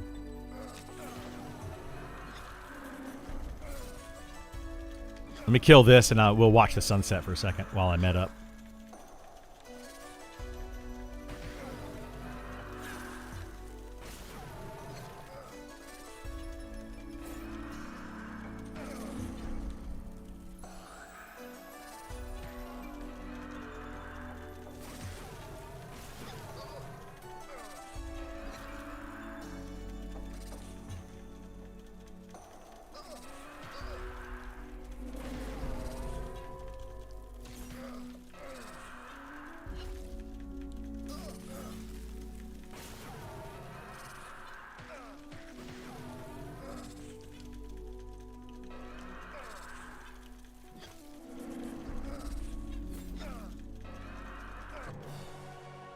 Yay, we leveled up. All right, so we'll sit here. Like, this is what's cool about this game, is stuff like this. You know, you can just watch the sunset, you know? Like, this is fantastic. For like the more casual player, I love to do this kind of stuff. I usually focus on trying to level up characters and all that, and exploring and getting items, but this is awesome. Like, look at that. That's an amazing screenshot. We're gonna get that screenshot actually. But we're gonna get it also without the pet.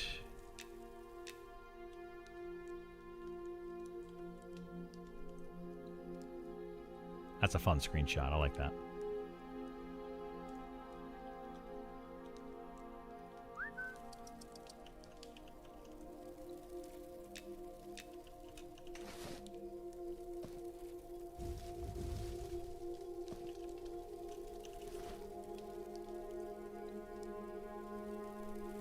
Yeah, looks awesome. Love it.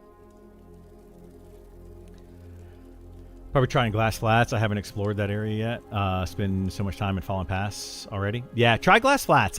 I want to say that the beetles and stuff over there are around that level, and you'll have plenty of space to kite them around.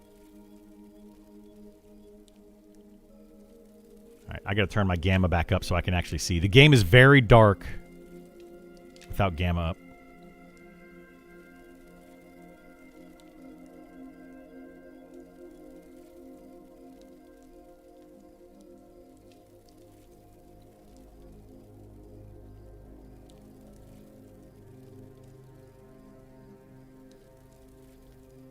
F12 in-game screenshot. Where does it save those, though, Dream? Does it save those in a specific Monsters and Memories folder? Or does it actually put them in your screenshots folder in...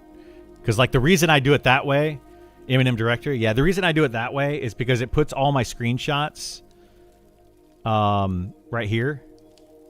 Like, I know exactly where to go and find them, and it's just, boom, right there, done. So, like, there you go, there's my screenshot.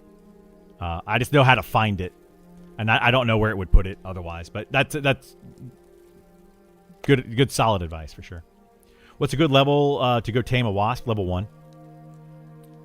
I'm pretty sure you can get them on the Phalandraw side. Well, maybe like level 3 actually. I don't remember what level wasps start at on that side, but they're low level. They're very low level. Like the wasp drones or whatever they are. At like maybe level 3 to 5.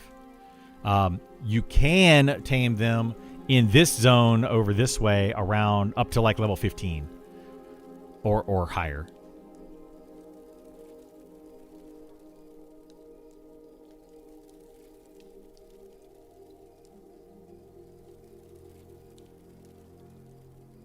Okay. So, here we go.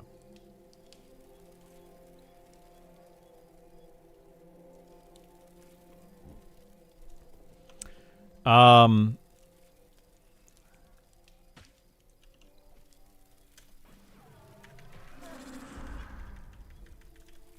this game look right now? Let's say if we put this in... Golly, it's just so dark, man. I just don't like it so dark like this. Just don't like it.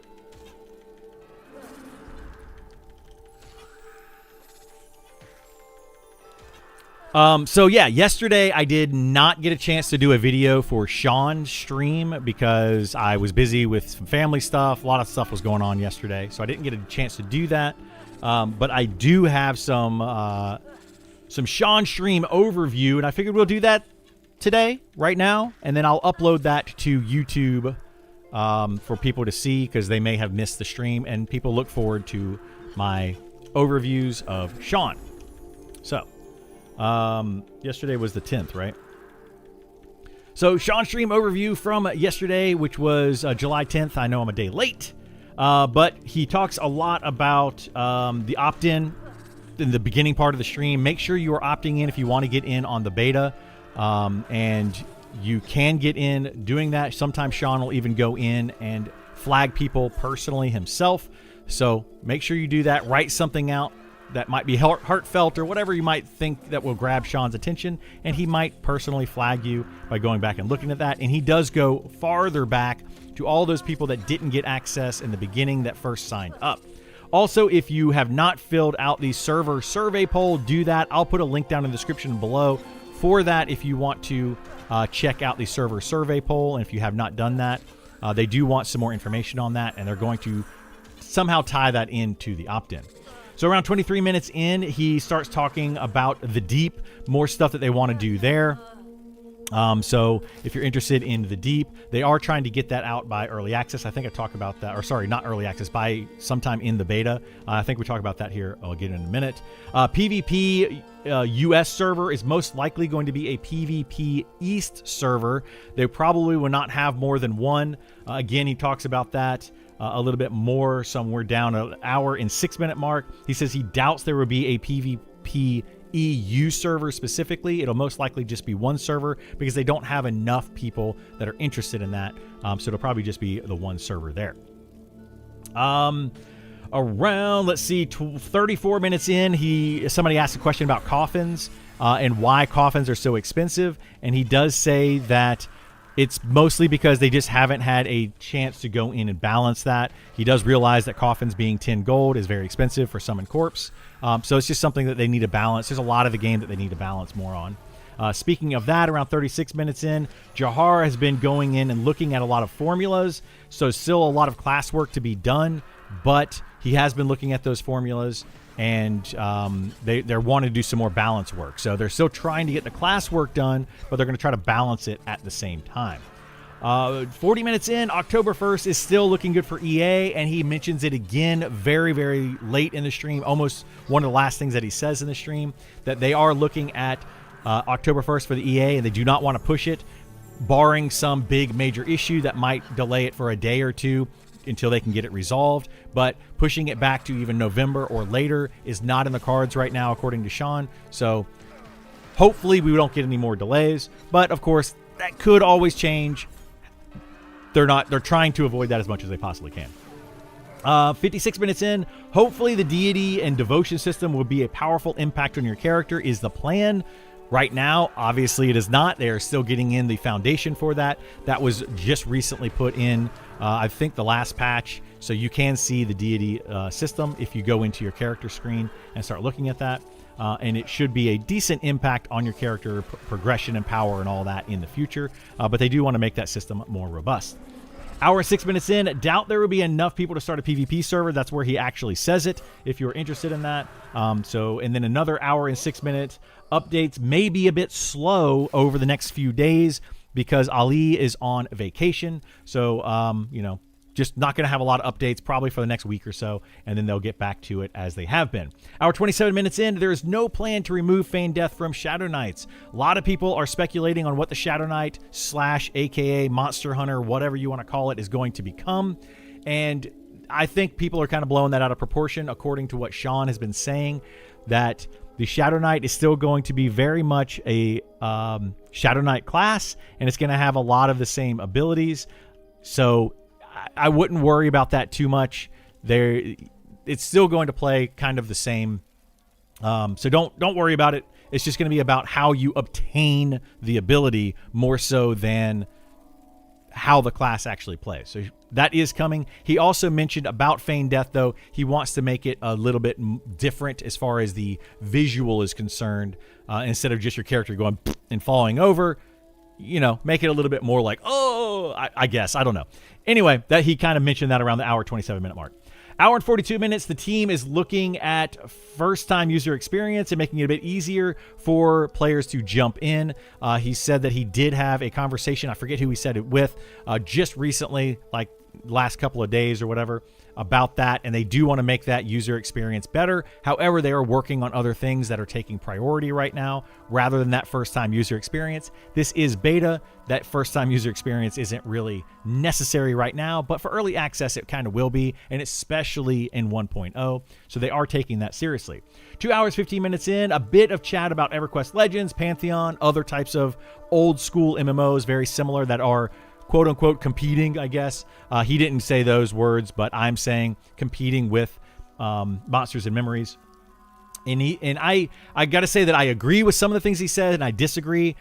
There's not enough time to go into detail about every single thing that he said about this, but he does talk about the CCU, drop-off rates, the releasing of content to bring players back, to keep players enticed. He talks about all of that stuff. He kind of briefly covers EQ Legends. Somebody specifically asked him about the monetization scheme that they have, where there's a box price, there's a sub price, and then now they just announced a couple days ago that they're also going to have in-game shop, kind of cash shop thing going on there. So he kind of briefly talks about that. Again, not going to go into a lot of detail. If you are interested in that kind of information, check it out around the 2 hours and 15-minute mark. 2 hours, 22 minutes talks a bit more about the Deep. Biggest take here is they are trying to get the Deep in for beta so that we can test it out and play it, all of that kind of stuff. And then for the rest of the stream, lots of talk about stats, money spent on the game, petition stats, streamers, retention, all of that. Mostly just about industry discussions for the rest of the stream, which goes on to about a 3-hour mark, and that's where he ends it. Anyway, that's going to be it for Sean's update. I will be posting this over on YouTube, so definitely check it out there. Give it a like, subscribe, all that kind of stuff, please. It really helps me out. All right. That is the Sean update. I don't know how long that was, but we will upload that in a little bit.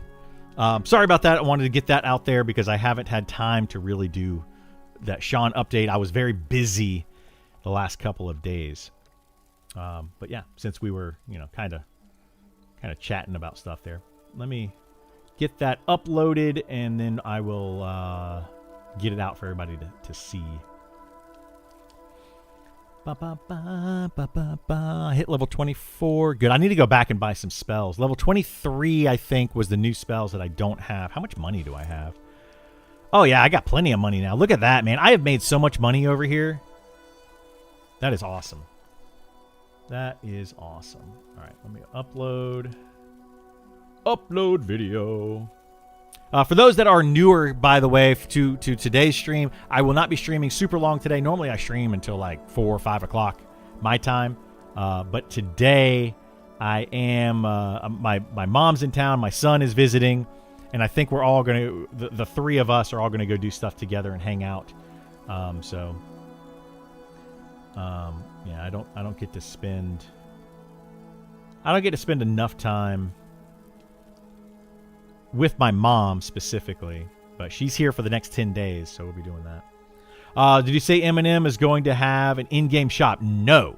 Eminem will not have an in-game shop. Sean talked about the in-game shop of EQ Legends. Sorry if that wasn't clear during that little spiel that I just had.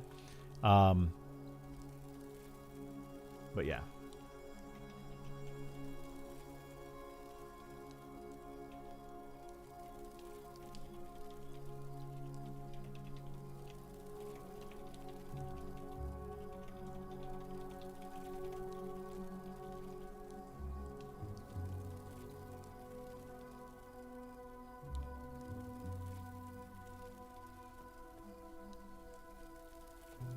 Yeah, Sean just kind of talked about the in-game shop a little bit.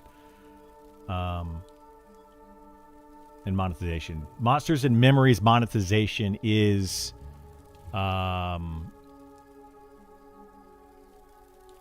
just $15 a month. That's it. I probably should have mentioned that, but I mean, I mentioned it multiple times in my overviews. But that's not what that particular topic was talking about.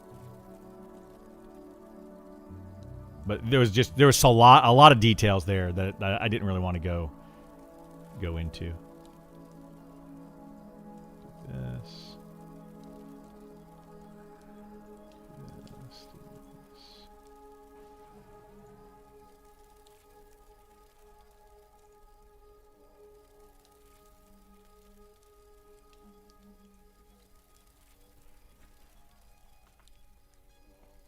Okay.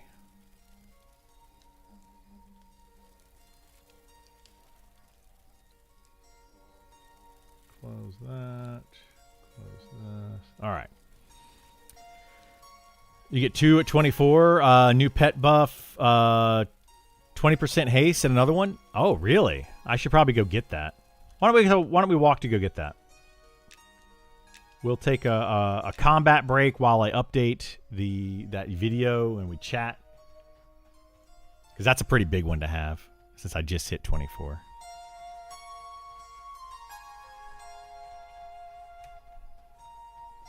Thank God, yeah. I don't want any type of microtransactions, all that kind of stuff.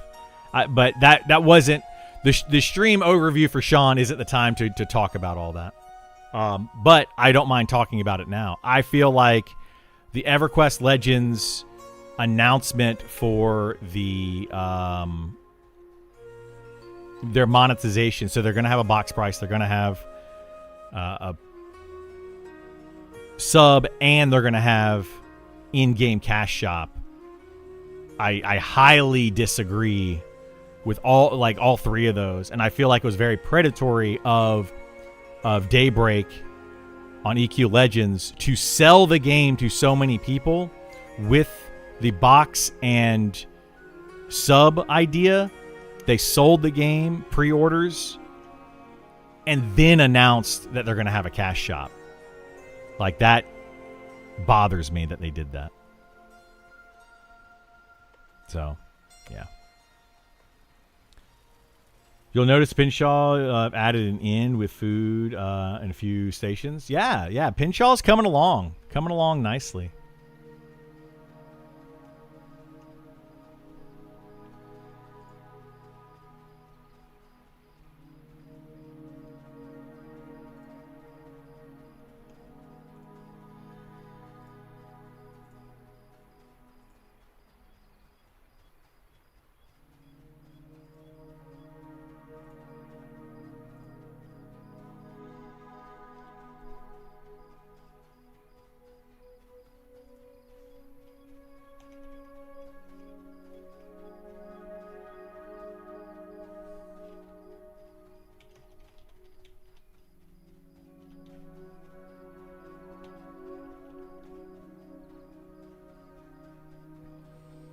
I would argue that if you didn't know there was going to be a cash shop, you must have MMO blinders on. In for EQ Legends. I mean, for those of us that keep an eye on Daybreak, it was pretty obvious they were going to make a cash shop, right? But for the dad gamers that don't play a lot of games and they're only coming back to EverQuest Legends because of the hype, all of that, then they wouldn't have known. They wouldn't have known at all. So like there's a lot of people, majority of people probably did that blindsided them. I guarantee you it blindsided a lot of people. I don't justify, but it might be the sales didn't go well. No, they sold like 20 to 30,000 pre-orders. EverQuest Legends did. Yeah, 20 to 1,000 pre-orders. After that is when they decided to announce the cash shop. I personally don't like that. I think it's it's crap on Daybreak's part. I disagree with them, and I that solidified, that among some other things have solidified that I have zero plans of playing EverQuest Legends.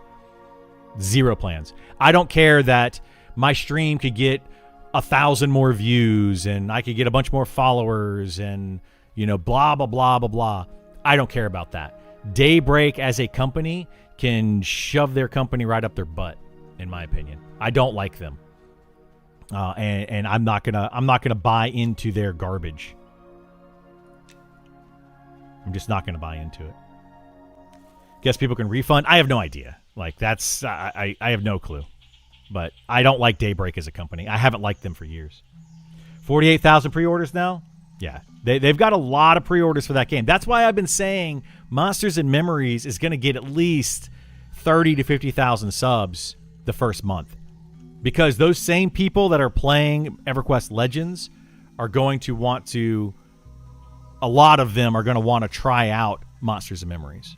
So...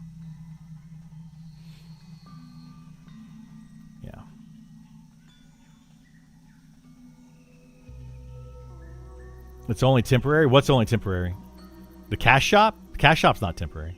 It's crap. I don't like cash shops unless it's similar to Guild Wars 2. Then I don't care. But after pre-orders saying there would be a cash shop is... Yeah. It's bad. It's bad. Bad move. EQ Legends, so it'll be dead in a few months. I agree with that, yeah. I think EQ Legends is going to hit that nostalgia itch. People are going to max out their characters in a week or so. And it's like a Diablo 4 or Path of Exile to season, right? People are going to play it for the season start, and then they're going to slowly taper off, and they're all going to quit. Like, look at any of those games. People play them like out of a 3-month season. They play it for maybe a month, and then they wait to the next season. Pantheon sold over 100,000 copies. It did, yeah, it did. It Pantheon though hit it like early, right? They hit that hype early. Daybreak are garbage. I gave them money for 25 years. That's over. Yeah, I'm done with Daybreak. I'm done with them.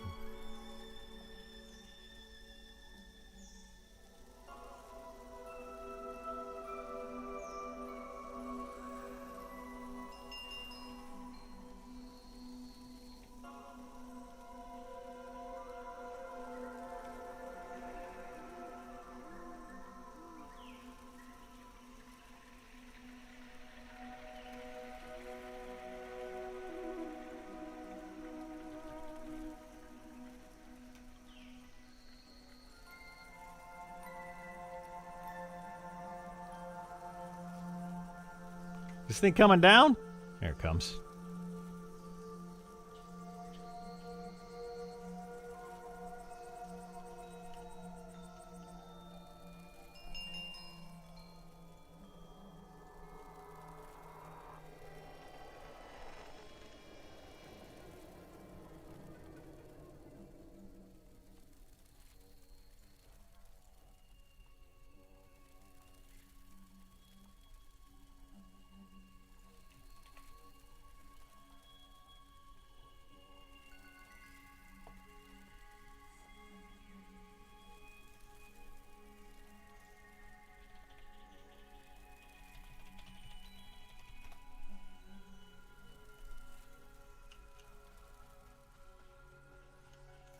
Now, give me a second or I'm going to fall off of here.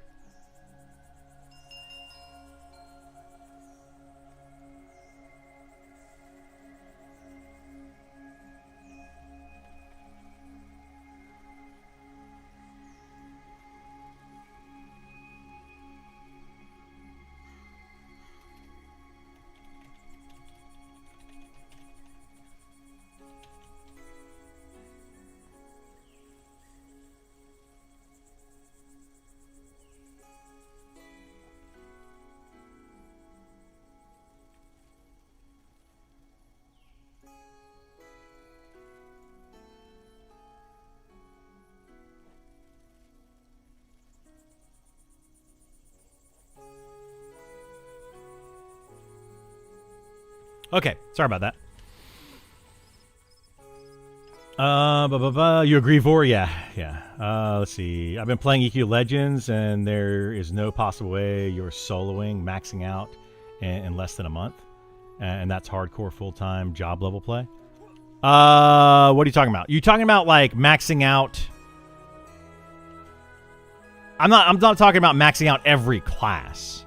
I'm talking about the people that are going to play it, max out their 3 classes, do most of the content, and then be done with it. Like, you're talking about, if I understand you correctly, it'd be like taking Diablo or Path of Exile and leveling every single class to max level and getting all the gear and doing all that kind of stuff. That's a very different thing. Very, very different thing. Talking about one single... No, that you can do that in 50 hours. You can do it in 30 hours, 20 hours for some people. You can absolutely do it. 1,000% absolutely do it. People are already on the beta after a week doing D4 content. Absolutely you can't. They're already doing it. You can't argue with me. I am not outside of my mind. They're literally doing it. They're showing it on streams and stuff. People are already doing it. They aren't maxing. They're doing D4 content. I understand you're playing. That just because you can't do it doesn't mean they can't. I hate to say it, but they're doing it. It's already happening. There's already people that have their 3 classes level 50, and they're already doing D4 content. I don't know what else to tell you. It's literally happening. I'm not going to argue with you on it. Go look for yourself. They had a great game preseason. They should have stuck to the preseason model. I agree. I agree with that. Like they Pantheon kind of screwed up. Not kind of. They royally screwed up. All right, Command Protect, Feral Spirit. We'll go ahead and buy Savage Strike. Why is Savage Strike only 9 copper?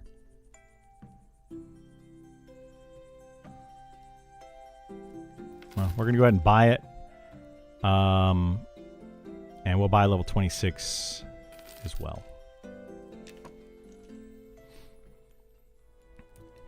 Getting plus 15 gear is easy if you know what drops the items you're going for. Exactly. Yeah. It's I'm telling you, man. Well, I don't know. Yeah, I don't know what it goes up to, but D4, Nagafin D4, hate D4, fear D4. That's what everybody's trying to get to and clear, and they're already doing it. That's what I can tell you.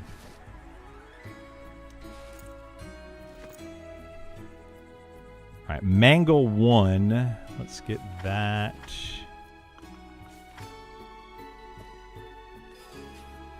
I don't know if we're going to use Mangle. I think Mangle is going to... Mangle your target in 100% weapon damage and reducing incoming healing effect 30 seconds. It uses a 2-handed weapon, which doesn't... Actually, this is untrue. Yeah, we're not going to use that one. We're going to continue to use Chop. Command Protect.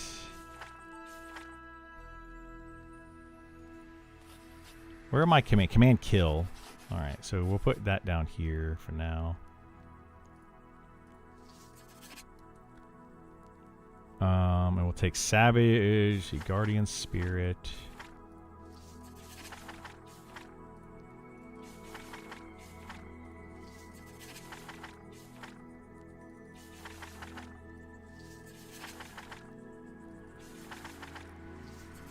All right. Feral Spirit. This is the upgrade for the attack speed, agility, granting them a bonus to rip. Okay, so we're going to do that. I'll put it here. Mangle. Wait, why do I have Mangle 1 again? Did I buy that twice?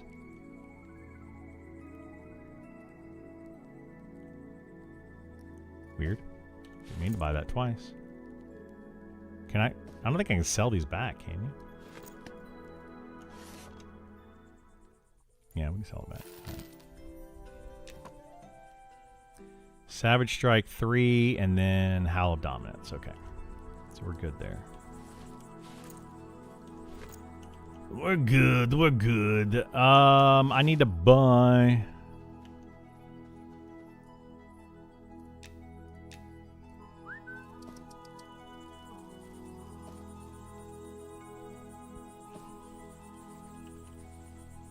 Just checking to see how you're liking the new class direction. Some of them are good, some of them are bad. Burluck. That's all I can really say. That's just my opinion. I think, like the rogue, the opinion of, I would say, the majority of people, not necessarily everyone, is that the rogue still needs a lot of work. The wizard still needs a lot of work. I didn't get my pet buffs here. Hang on. Why can't I not cast spells? Gosh, dude. I've had to reload so many times. This is getting to be ridiculous. I'll get my pet buffs over here. What is D4 content? I haven't had much time to play any games recently. The EQ Legends. So you do these instances in EQ Legends. Like you go into the plane of fear or plane of hate or whatever, and you do these instances, and you can up the instance to make it harder. It's like D0, D1, D2, D3, D4, and it gets more difficult and it drops better loot the higher you get. It's very much like playing a Diablo or Path of Exile and going up into the harder tier difficulties. It's a similar mechanic.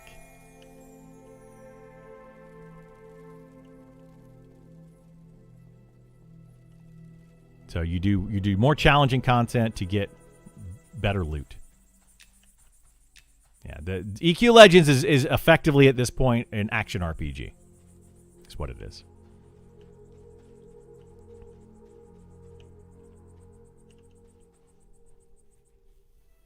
You're done? You don't know what we're talking about? I mean, I can go. Not that I need to prove anything to you, but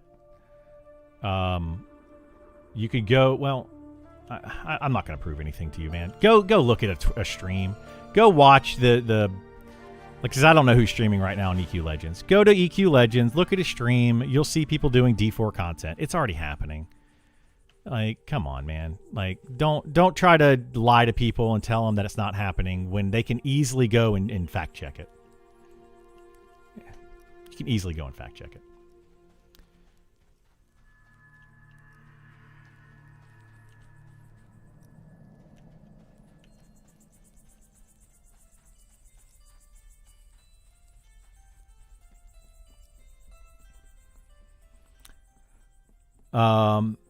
It increases the tier of the item drop, so 1 to 4. You can combine those to plus 10. Yeah, you can get to the higher tier gear.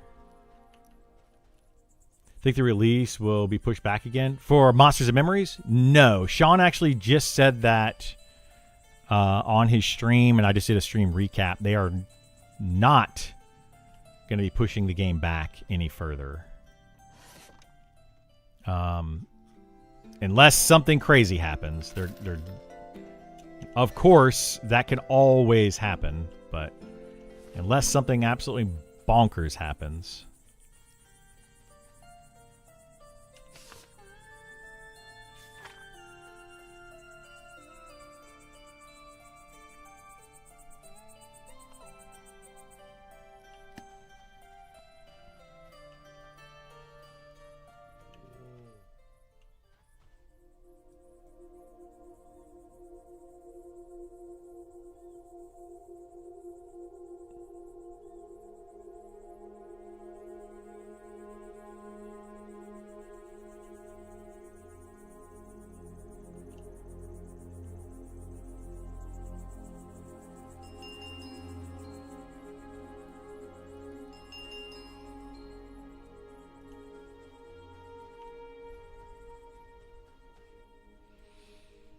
Do, do, do, do, do, do.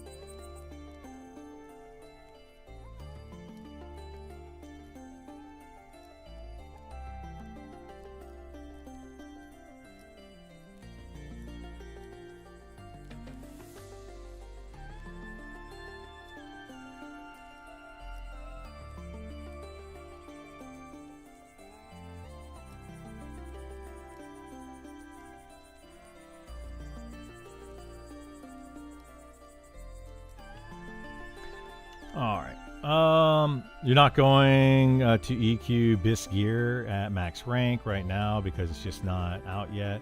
But you can get a base set and level from the classic name mobs. Yeah. I mean, I'm not saying like people are maxing out everything right now at all. But I'm just saying that like people are doing D4 content already, and the beta's only been out for a week or so. Like it's it's a much faster game, much faster. It's also solo focused. It's all that. The EverQuest Legends is it's gonna have so much drop off. It's gonna be insane. It's gonna go from like 50,000 people playing it to 5,000 people playing it within a month. I think. Maybe I'm wrong. Hopefully I'm wrong. Quados D4 sewer max. Yeah. Quados did it, and Quados isn't even the hardcore of hardcore players. Like, he plays a lot, but he's not like a hardcore player, right?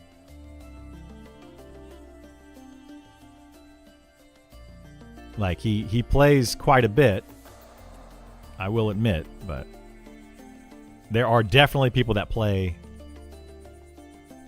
more than he does. Because he doesn't even play like on the weekends or something. I think that he plays like, he streams anyway, like Monday through Thursday or something.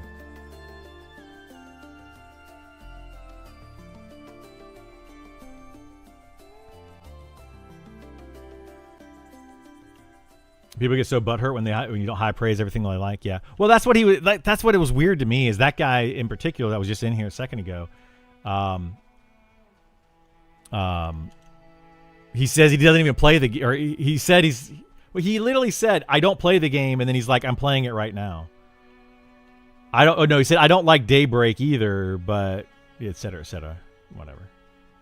You can get mad all you want, but I mean, it's just a matter of fact. He plays 10-hour days. Yeah, he plays 10-hour days when he plays, but he doesn't play like every day. So yeah. I'm not trying to hate on Quados. I like Quados. I think he's a fun guy, great guy to watch. He's entertaining. He's got a bit of a potty mouth, but he's a great, entertaining guy to watch, and he knows a lot about EverQuest, like a stupid amount about EverQuest. So I have nothing against Quados, but he doesn't play like some weekends. I mean, he's got a kid, he's got a wife and family and a job and all that kind of stuff. He plays games a lot, but Anyway. Get your measure stick? I need to get my measure stick. I don't have one on this character. You haven't seen him off in a month since it came out? You haven't? Like, he's been playing pretty consistently? He has been playing it a lot. I do know that. But I think he takes weekends off, if I remember correctly. Like, I don't know. I don't keep track of the dude. I'm not like his assistant or anything. I don't know much about him other than that. Dual wield over two-hander for Beastmaster? Right now, yes, because the dual wield abilities don't, or the two-handed abilities don't matter. Like, the two-handed abilities are the best weapons, or the best abilities to use, specifically chop, but you don't have to have a two-handed weapon. There's no reason to use a two-handed weapon for the Beastmaster. You can use one if you have a good two-handed weapon. Absolutely use it. Go for it. But yeah, you don't need to.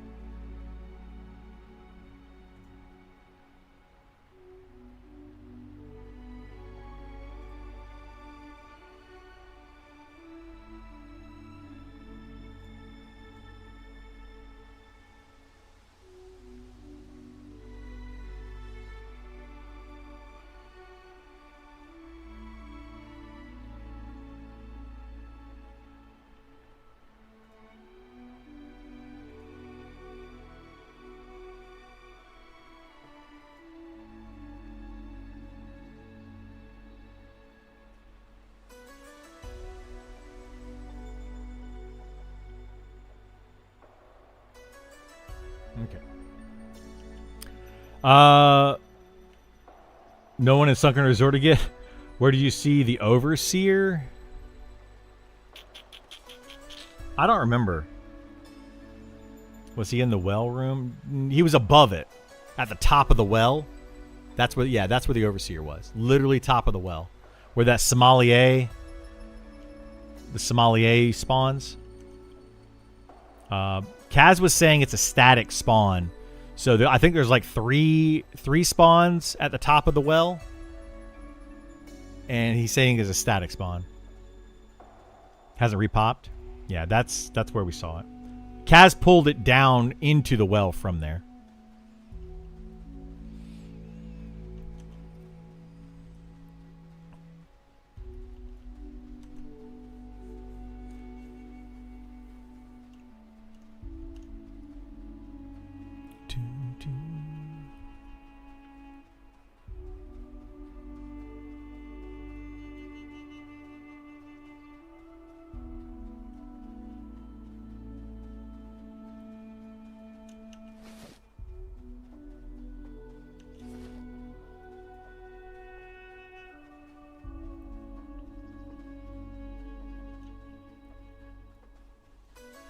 Okay, I don't know if my fire went out or if I just need to reload. We'll get over here and find out.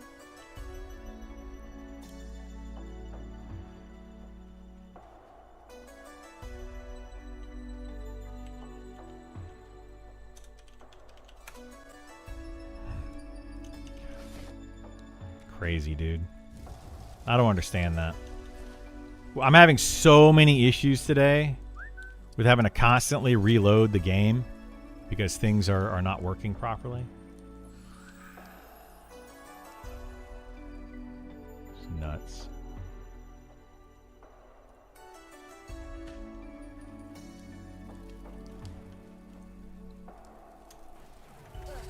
What the heck, dude? Why? My abilities down here on the bottom didn't show up. Gotta reload again. And now they're there. Like, what the heck's going on, man? Does anybody else have any issues today? I'm having so many problems with having to constantly reload. Because, like, my abilities are going away, my fire is disappearing, my corpse has disappeared.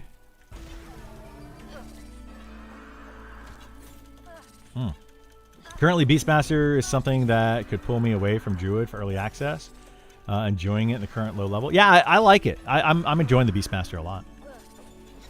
I had to full reinstall. Stuff kept breaking. Really? Wow. It's been pretty laggy last 2 days. They did something recently. Yeah, they caused something to break. I don't know what it is, but it's been bad recently.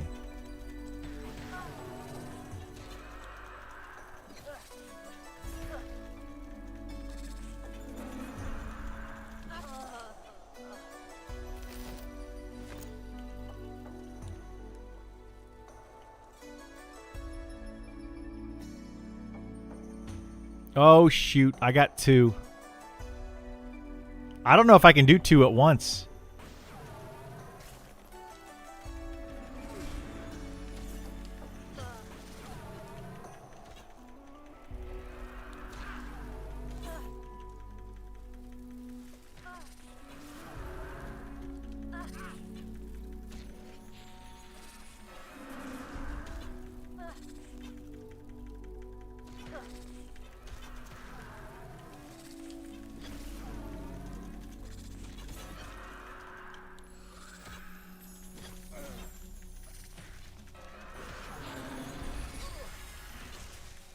Honestly, I don't think I can do 2 at once. I should probably run. I'm going to run. I'm going to run while I can. Because I'm not going to be able to kill 2 at once. That's going to be a disaster.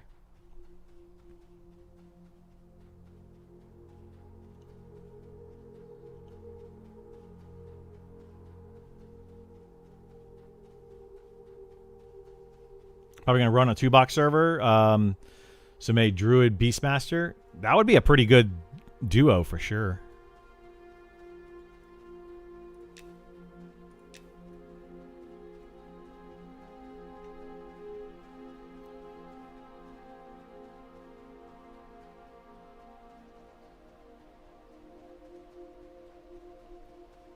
Yeah, maybe I'll camp out. I'll try that, Mystery. Try to camp out and do a repair.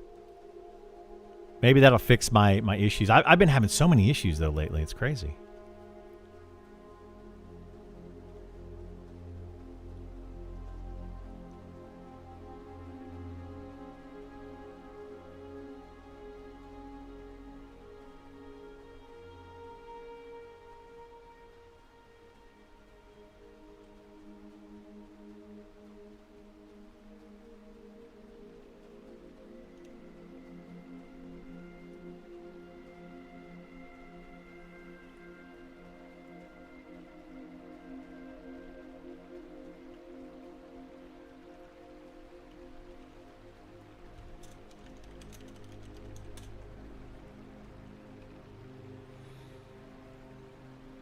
Oh, you like the Halfling? I want them, but sneak ability seems underwhelming. I don't like the Halfling at all. Sneak is underwhelming. They eat more food than other races for no reason other than just, you know, it's funny because Halflings eat a lot. But yeah, I don't know. I don't get it. All right, let me close this, open it back up, hit repair. Everything looks good. I don't know.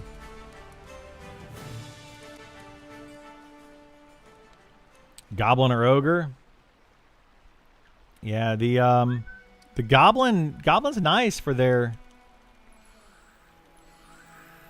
Goblin's definitely nice for their Mimbler thing. Ogre has fast metabolism also, does it?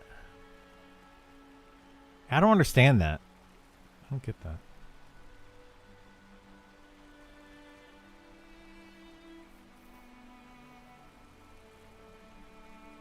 I like the dwarf for tanks.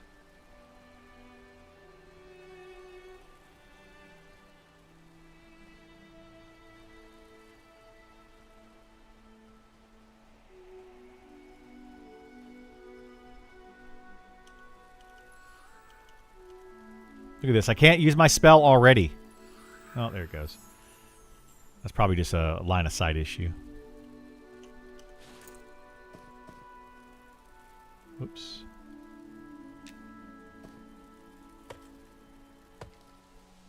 Feel the vision and food habits just be innate, not traits. Yeah, they're going to look at all that in the future. Like the trait system, they know is not perfect, and they're going to be looking at that.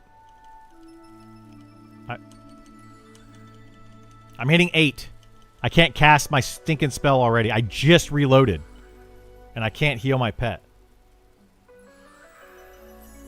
Like, that is so infuriating. Like, they got to fix that, man. Is it because I'm not facing the pet? Is that what the issue is? Somebody said that yesterday. Let me see. I'm not going to face it. That's what it is. Because you're not looking at the pet. Okay, that's what's causing my problem. They need to fix that. You shouldn't have to look at your pet to heal it. As long as they're in the area, like in the proximity around you, within range, and you have line of sight, not direct. Like, looking at a target is for damaging abilities, but heals and cures, I feel like, should just be proximity.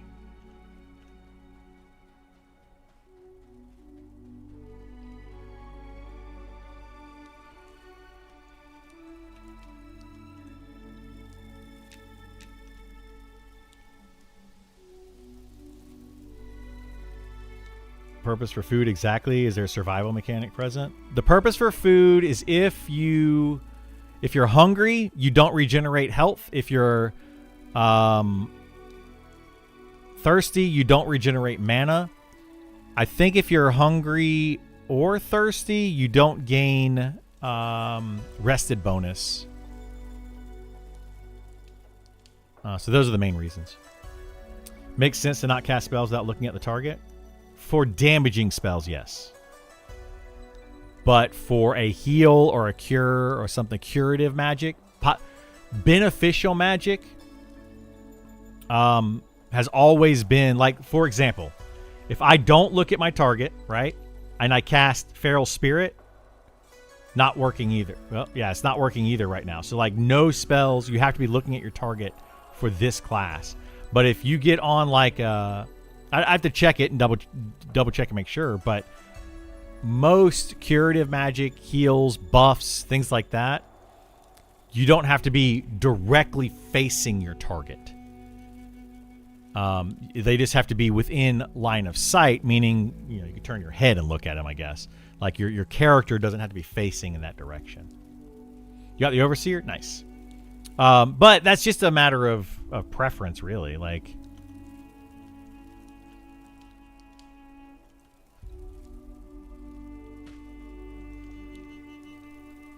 but the, oh my gosh, are you serious?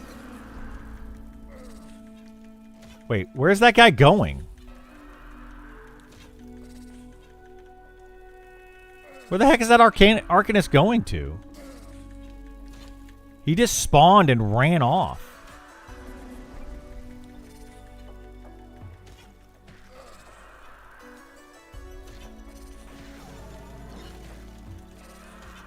What? You have to make sure the pet is in front of you. It's iffy with flying pets. Yeah, I don't like that. I don't like that. For damaging spells, detrimental spells, yes. You should be able to. You should be able to, like. They should have to be facing you, but not for buffs and heals. Agree to disagree on that one. Unless those are like bonded spells, then it's okay to not look at the target. What do you mean bonded spells? Oh shoot, I'm using...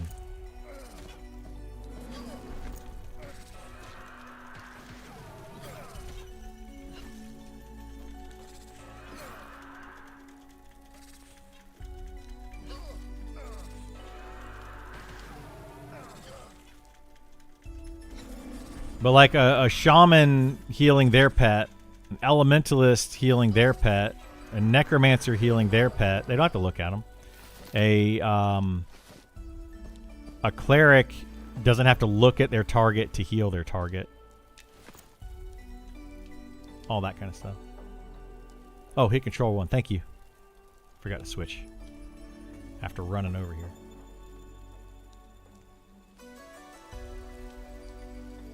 Yeah, I don't know. I just disagree with that. That is a preference thing, though. It is a preference thing. What the heck is going on with this thing?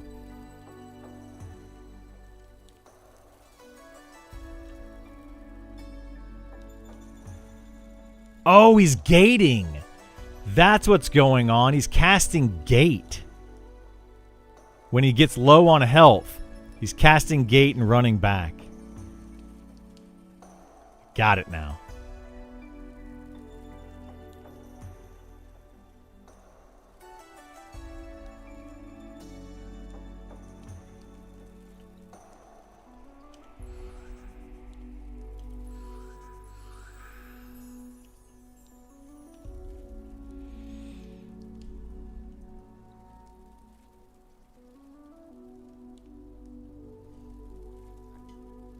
Like, I have a spell that heals me and the pet, then I don't need to face the pet. But if I need to cast regular pet on heal target spell, then you need to face it, or at least target, like have the target selected.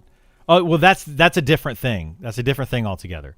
The target selected thing is specifically this ability only heals your pet, so you don't have to select it, right? You don't have to target it because it only heals your pet. It doesn't affect anybody else. I want to kill this stalker.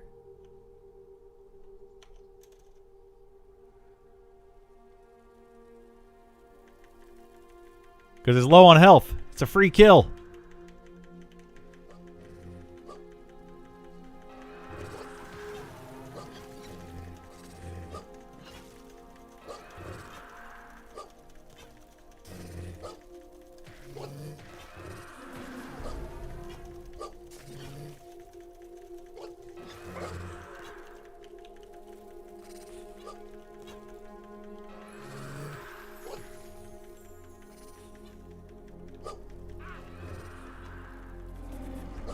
That spell you showed should just press it and you're fine. Agreeing on that. Yeah, that's what I'm talking about. Yeah, that one.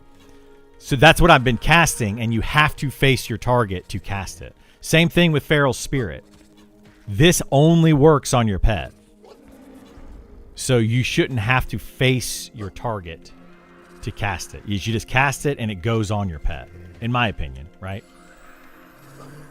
For regular heal spells, like a cleric healing a tank, they don't have to face their target. They have to target it. It has to be their target, like on their reticle or whatever. This target right up here, this thing. It has to target. You have to have that, but you don't have to be facing it.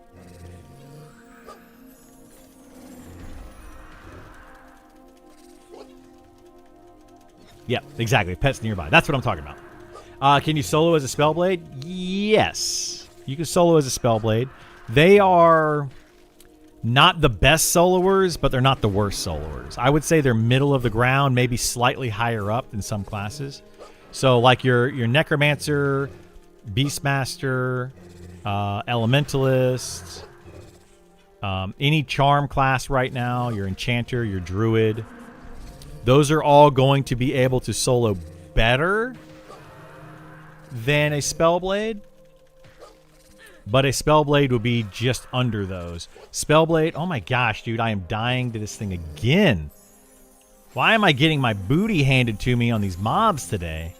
I would say that a Spellblade is somewhere around maybe a Shadow Knight as far as soloing.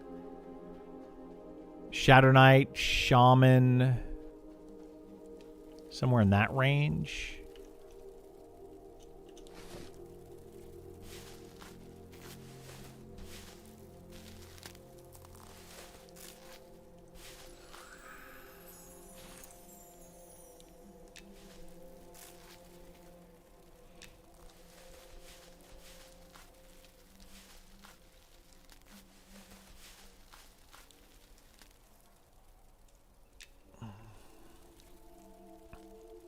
You can solo as everything, just won't be effective as group. Well, yeah. I mean, if you don't mind taking 10-minute naps every now and again, technically every class can solo. You're not going to want to solo for rogue or fighter.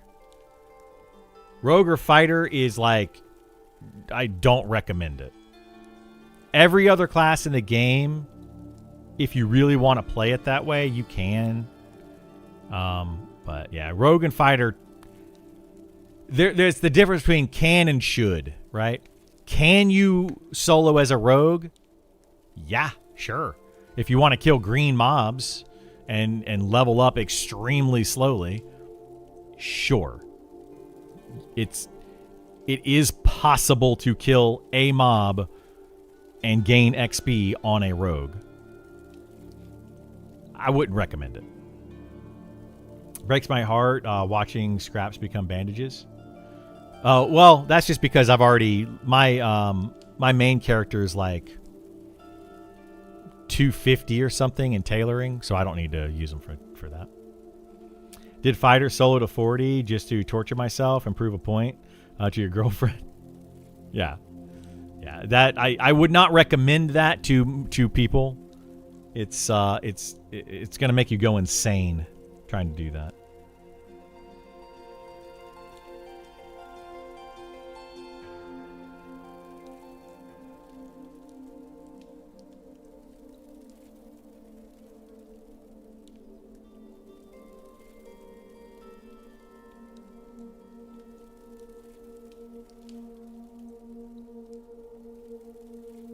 Oh, crap. Hang on one second, guys. I'll be right back.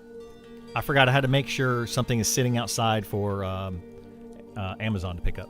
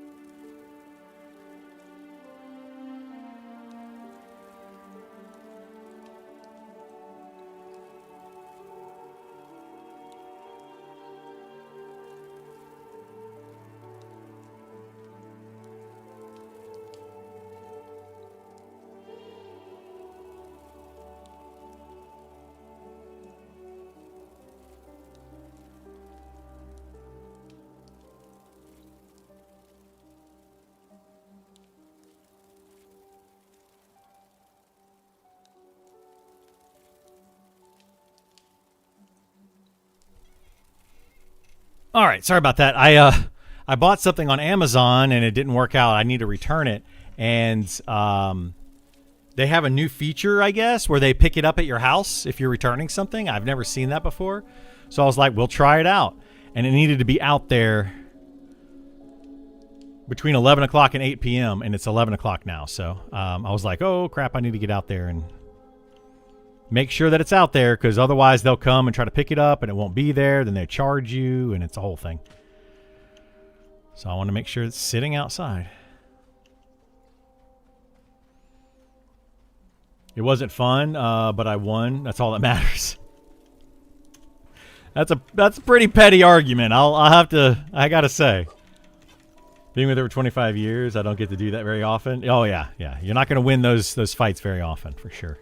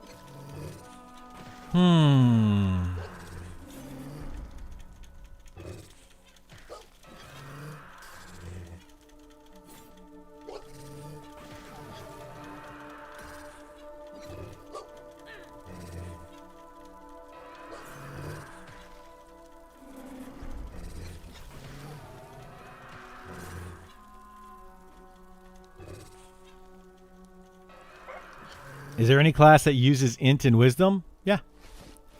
Like, you mean any class that uses int and wisdom? Or any class that uses int and any class that uses wisdom? You're talking about both of them? I would say yes and no. Paladin is probably the only class that utilizes both of those. Well, it used to. It doesn't really anymore because, yeah, wisdom now is going to dictate your damage. So, no, there's no class that would use both of them simultaneously anymore. There used to be until they made that change. One class that uses both? Yeah, not really. Actually, not at all. Like, you either want int or wisdom.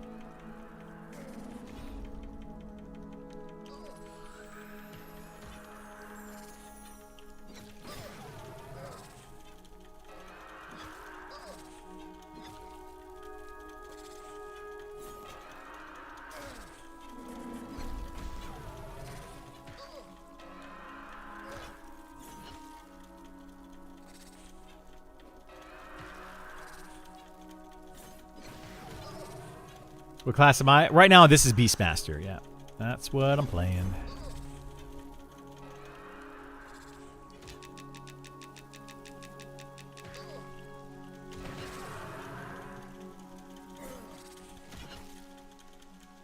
I figure I'm trying to play the classes as they do the deep dives, or at least one of the classes of the deep dives. I chose Beastmaster over Rogue. Because those are the most two recent deep dives. You know, Flying Nightmare, the Wasp. Yeah, dude. If Wasp were that big in real life, good gosh, man. I don't know what I'd do. They are bonkers. That is one scary creature. Probably are in Australia. Dude, there's some things in Australia that are scary. The bugs over there are massive. You know, that's actually funny. I never really thought about this until you just said that. Everybody says that everything's bigger in Texas. No, everything's bigger in Australia. Like, everything's is bigger. Crazy. Beastmaster looks great. I like it. I like what the changes they made with it. There's some bugs with it. No pun intended bugs, but there's, you know, some actual bugs with it.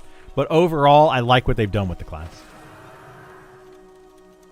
Asia has the biggest wasp.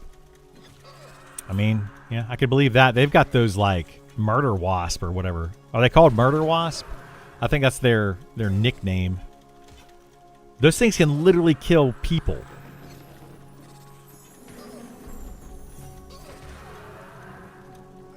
Three-inch body, 5-inch wings. So that's like a 3. Yeah, that'd be like, that's huge. That's massive.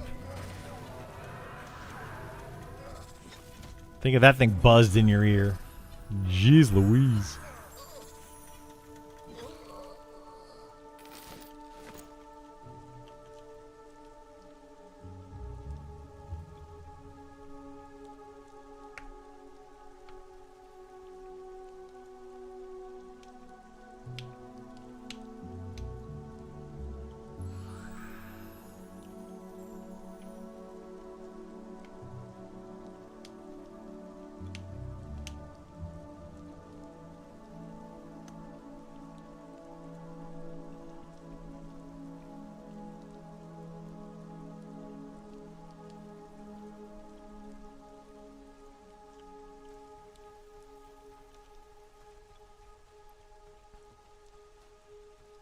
And they're armored.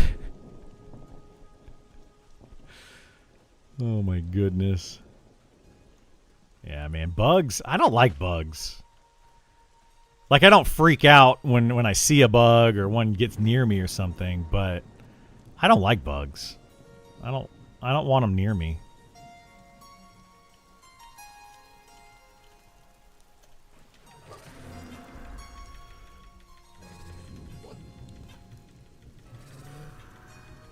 I feel like my pet, there was like a period where the pet was not great. And now it's getting better again. I don't know if that's going to continue. But 24, I guess because of the additional 10% haste. Oh, actually, I want to check that too.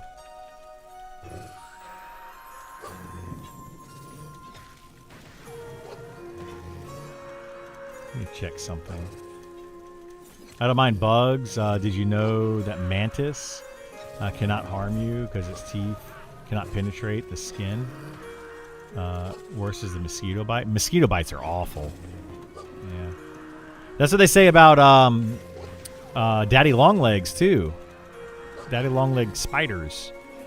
They are like the most venomous spider in North America or something, but they can't actually bite you, so they don't hurt you.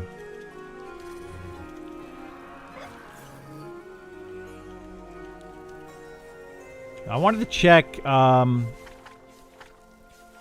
we have Savage Spirit, and we have Feral Spirit. Why does Savage Spirit? It's got an additional 10% attack speed, and it's got 3 more agility. But its Rip does 10 damage every 6 seconds for 30 seconds. And over here, Rip does 10 damage every 6 seconds for 30 seconds. Why does the damage not go up?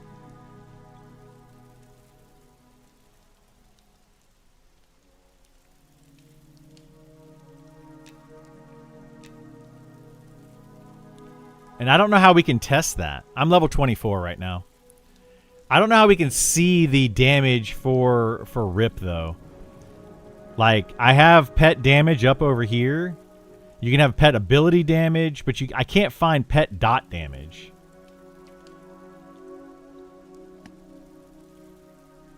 So I don't even know when it does Rip.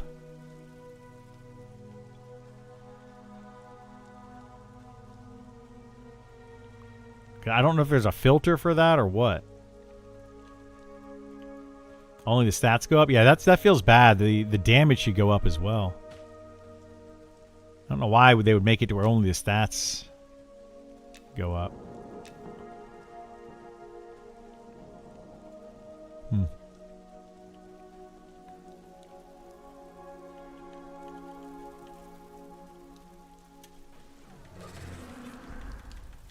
Managed to cut you with its scythe, but it's only paper cut.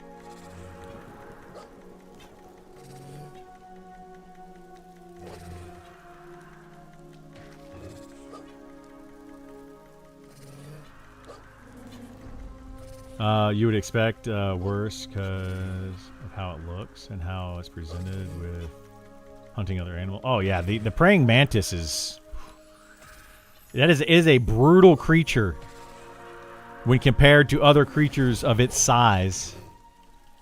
Ripping their heads off and stuff. It is brutal. Pets also don't seem to scale off anything the Beastmaster has on, which also doesn't make much sense to me. I think that makes sense. Why would me wearing armor or gear or whatever make my pet stronger? Not that they can't do that or shouldn't do that, but like making sense. It makes sense that me wearing armor doesn't affect my pet as far as logic is concerned. But I think it would be kind of cool if your gear did dictate a little bit of the pet's power. But I mean, that's a balancing thing that they need to look at some point, probably. You know, the deadliest predator in the world is the dragonfly. Because your soul is linked? I mean, you're talking about lore reasons and in-game, you know, wonky mechanic reasons. I'm talking about, like, realistic, you know, actually making sense reasons.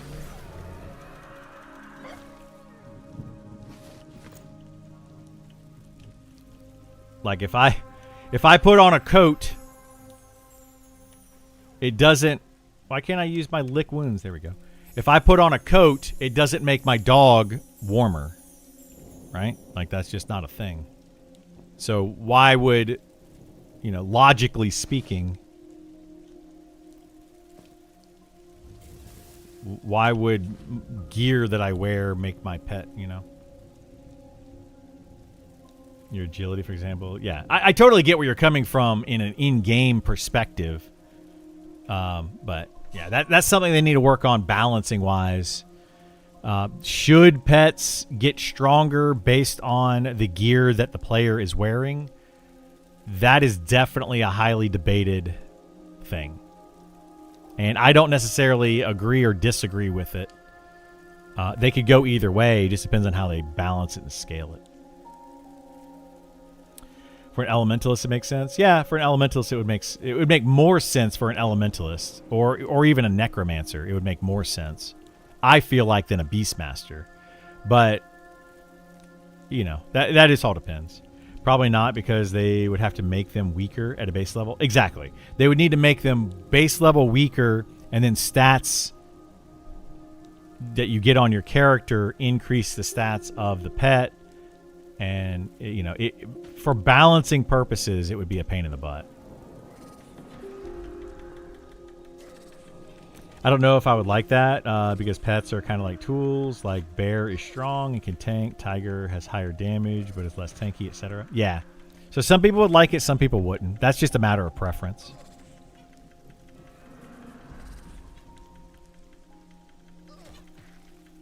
I mean, you know, the reasons that I like it is because for the balancing side of it. If you just level up a class that has a pet, like a Beastmaster, Necromancer, Elementalist, they automatically become stronger as you level them, as long as they get the newer pet. Because their pet automatically gets stronger. Whereas most other classes, they're very gear dependent. So pet classes are far less gear dependent than other classes are. And that's why, generally speaking, that's why they can solo better, is because they're less gear dependent. And then why, once you gear up a class like a fighter or a rogue or something, gets like crazy good gear, then they become a lot stronger than these classes, because so much of the class's power is tied to their pet, and they can't increase that through gear. So they're more of an upfront power versus another class that's more delayed, like late game power. So there's definitely an argument to be had there, but yeah, I don't know. But like Dream said, they would have to make all of these pets weaker if they added bonus. If they gave them strength through gear, they would have to make them all weaker on a base level.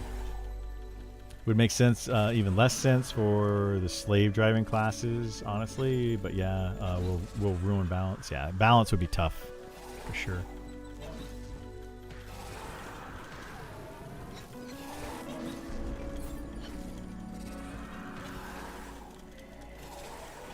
That's the argument that people have come up with lately about Charm, and I was saying that Charm's overpowered, and they're like, it was nerfed recently, and now Charm is terrible. And I'm like, it wasn't really nerfed, technically.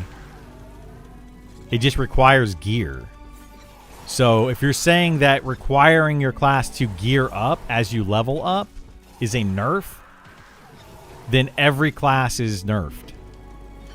Because classes need to gear up. They should have to get better gear as they get higher level, or they get destroyed, right?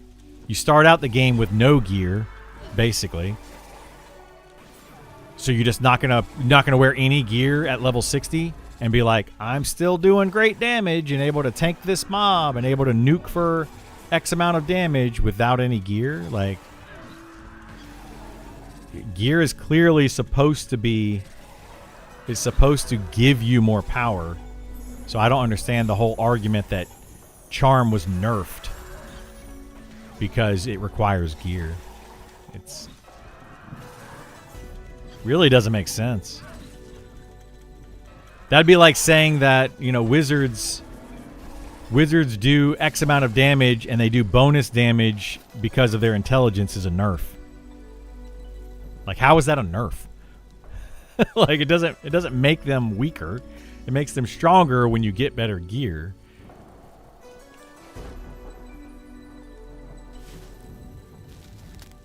But whatever. I digress.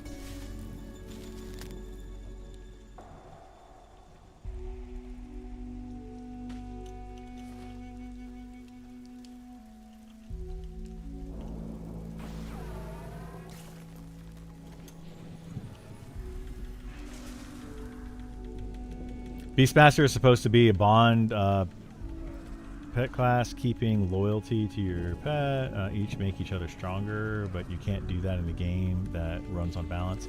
Yeah, but I mean, bond is more... I mean, I see your argument there. I get it.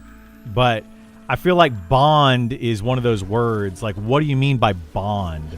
You're not physically bound together. You're more spiritually and emotionally bound together. Whereas I feel like the Elementalist pet, if they did like a bond there, it would be more of a, because the Elementalist has more intelligence, their pet is stronger, which is basically saying that the Elementalist is more powerful and able to conjure a more powerful pet. Whereas in a game like this, or with the Beastmaster situation, it's more like their bond between each other strengthens. You could make the argument, I guess, that they learn to fight in sync with each other, and as the Beastmaster gets more powerful, learns new abilities, learns new ways to fight, and does more damage themselves, their pet is able to learn to work with that. Or you could make that argument, sure. But I think it's much more of an argument for the Elementalist or even Necromancer. But yeah, I get what you're saying. You know, it definitely has merit. Definitely. for sure.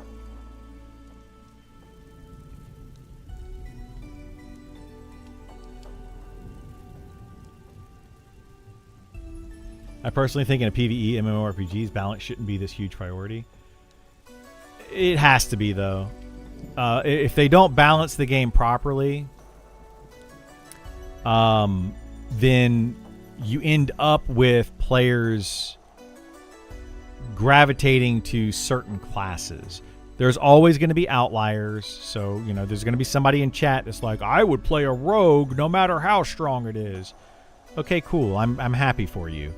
But that doesn't necessarily mean that the rogue can be a weak class, because then people are just not going to play it, generally speaking.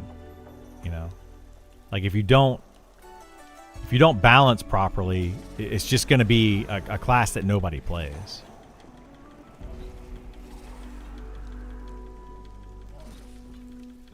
Yeah, there's always going to be a meta, sure. But that's where that's where the preference comes in, right? If they're close enough to where a rogue is doing 95 DPS and the meta class is doing 100 DPS, then people will still play the rogue because they prefer the play style and they just want to play a rogue. But if a rogue is doing 50 DPS whereas other classes are doing 100 DPS, you're going to have far fewer rogues. It doesn't matter like how much somebody's like, I really like the play style of the rogue. They're going to feel weak, they're going to feel underpowered, and people aren't going to play it.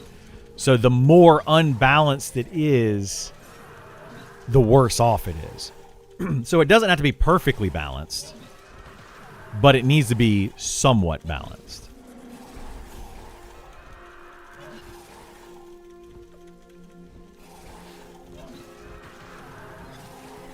Like, perfect balance is boring. I've talked about this a lot on my streams because I talk about balance often. But what we miss in that conversation most of the time is the perfect balance versus just balance in general. So many people think when I say balance, they think 100% perfect balance. I never said that. I just said, you know, balance. Just some balance. You can't have outlier classes that are like so far out. You just can't do it. Not in a video game. Like this, you know. In a 100% single player game, it even feels bad in those. Like think about something like an Elden Ring or even a Legend of Zelda, or, you know, just any game like that. When you have a class or when you have something that you can play in even those single player games that is just so much more powerful than in any other ability, people are still going to gravitate to it. If you, in a Call of Duty, playing a single player campaign in a Call of Duty, and you give somebody a pistol, and then you give somebody a rocket launcher that can shoot unlimited ammo and fires at the rate of a machine gun, it's unbalanced. Players are going to pick up that rocket launcher and they're going to be just going and just firing unlimited missiles at something at the rate of a machine gun because it's unbalanced, and it's fun to do for a short time, but it's going to end up making the game boring, right? Makes it way too easy and it makes it boring, and you can't do that. So you kind of have to balance those weapons. How do they balance it in a Call of Duty style game with rocket launchers? Usually you only have like 3 to 5 rockets that you can carry around with you. You have a rocket launcher and it's 3 to 5 rockets, you know? And they're really good. They do a lot of damage for those 3 to 5 shots, but then it's hard to find the ammo to replenish that. So that's where the balance comes from. So you always have to have balance in every video game. Have to. WoW Classic Warrior, Rogue for melee, or Mages for range only? Yeah. I mean, that's, yeah. Yeah, the classic warrior, man. Like they warrior is still in WoW to this day. Is it not like still the best melee DPS in the game? Like I think it has been for a long time.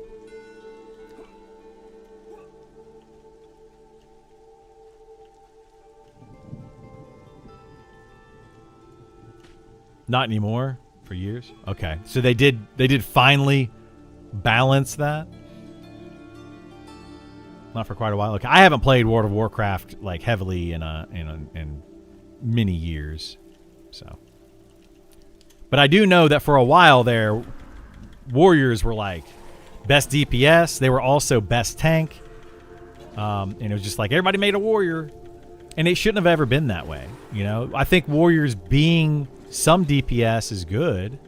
I'm talking exclusively to World of Warcraft. I think that some DPS is good. And the ability, because every class should have an off spec in World of Warcraft, right? Like you should have at least 2 different things that you can do on your class in that game. I don't agree with that for Monsters and Memories, but I do agree with that for World of Warcraft. Because it feels really bad when you have a druid that can be a good melee DPS, a good tank, a good healer, and a good range DPS. They have 4 different things they can do. If you took the warrior and you're like, okay, warrior, all you can do is just tank, or all you can do is just DPS, they're going to be like, well, what the heck? Why does the druid get to do all of these things and I don't? That's part of balance. It's all part of balance.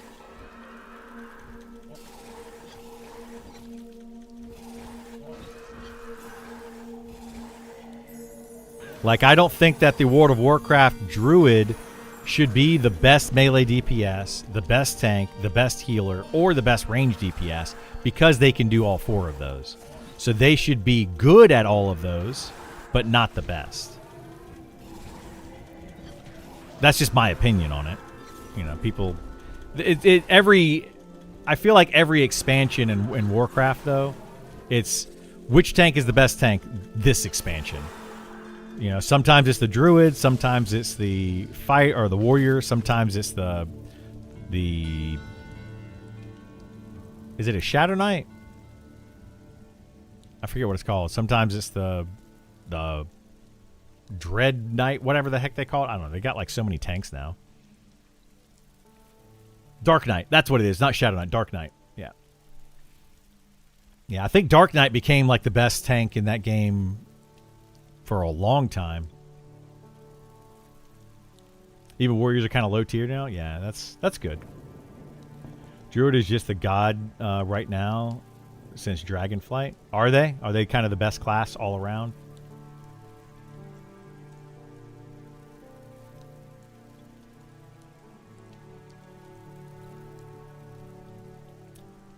Death Knight, yeah. Yeah, we're talking about World of Warcraft. Yeah, the Death Knight is... Yeah, they kind of made that one just crazy strong. But that's the thing, too. Like, I don't... And maybe I'm different. I'm probably a different person when it comes to this than many. But I feel like... What I like about a game like Monsters and Memories is that you have definitive roles... And they stay that way for a long term. EverQuest did this really well, and that's partly what I liked about EverQuest. You know, if Monsters and Memories decided to kind of mix and match it a little bit more like World of Warcraft, I wouldn't be mad about it, but I would definitely be a little irritated. And what I mean is, in EverQuest, the warrior became the best tank, and it stayed the best tank. The other tanks, the Shadow Knight and the Paladin, could tank, and they could tank fairly well, and they could even raid tank fairly well.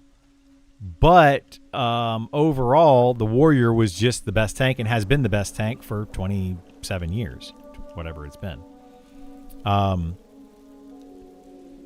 Because it is just a tank class. That is literally its job. That's all it can do. It doesn't have the heals of the Paladin. It doesn't have the life taps and the feigned death and stuff of the Shadow Knight. It doesn't have the buffs. It doesn't have any of that. It's just literally a tank.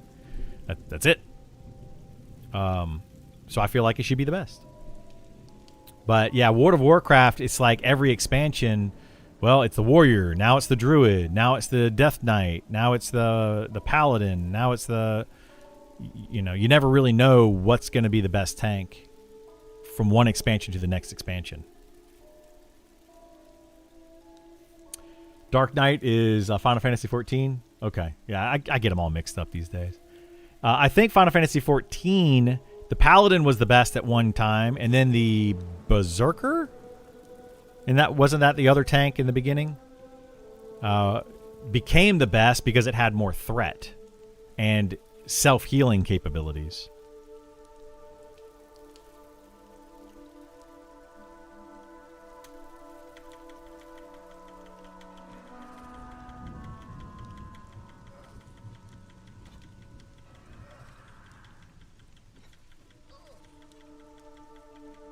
My pet is definitely dual wielding, double attacking, something now. I don't know at what level it actually started. Some people say it's level 20.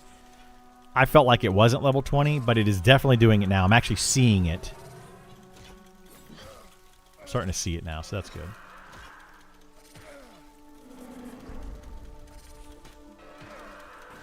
The warrior is the offshoot of the berserker. Okay, so is it called a warrior now? I couldn't remember.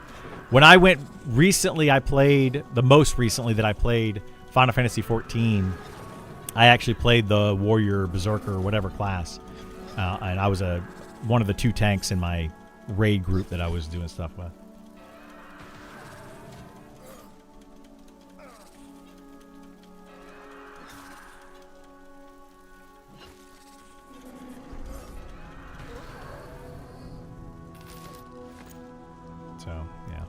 So yeah, I want to see balance, but I don't want to see like necessarily perfect balance. I wonder if part of it with your pets in this game, because I have no idea how this works. I wonder if they actually unlock dual wield at level 20, but it takes a while for it to level up so that you actually get dual wield. Like, and you actually start to see it. I wonder if that's the case with the pets. And that's why some people say it starts at level 20, and other people say that it starts at later levels. Somna coming in with the sub. Thanks so much, Somna. How you doing?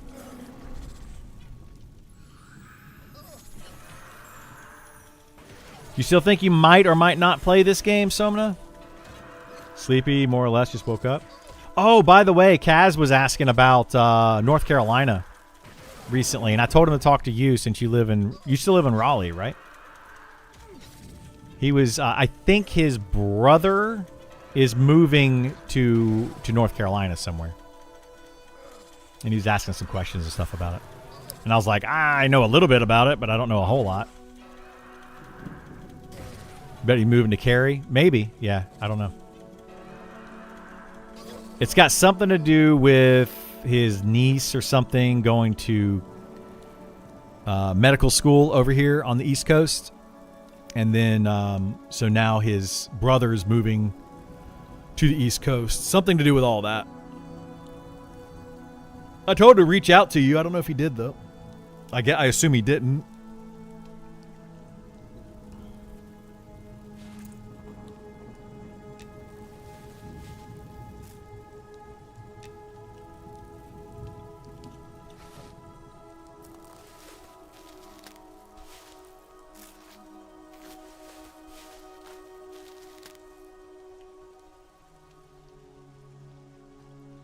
So yeah, I definitely feel like the Wasp pet wasn't dual wielding or double attacking or something since level 20, but I really do think now that I'm thinking about it, that they have skills just like players have skills, and they don't instantly automatically gain the maximum of that skill.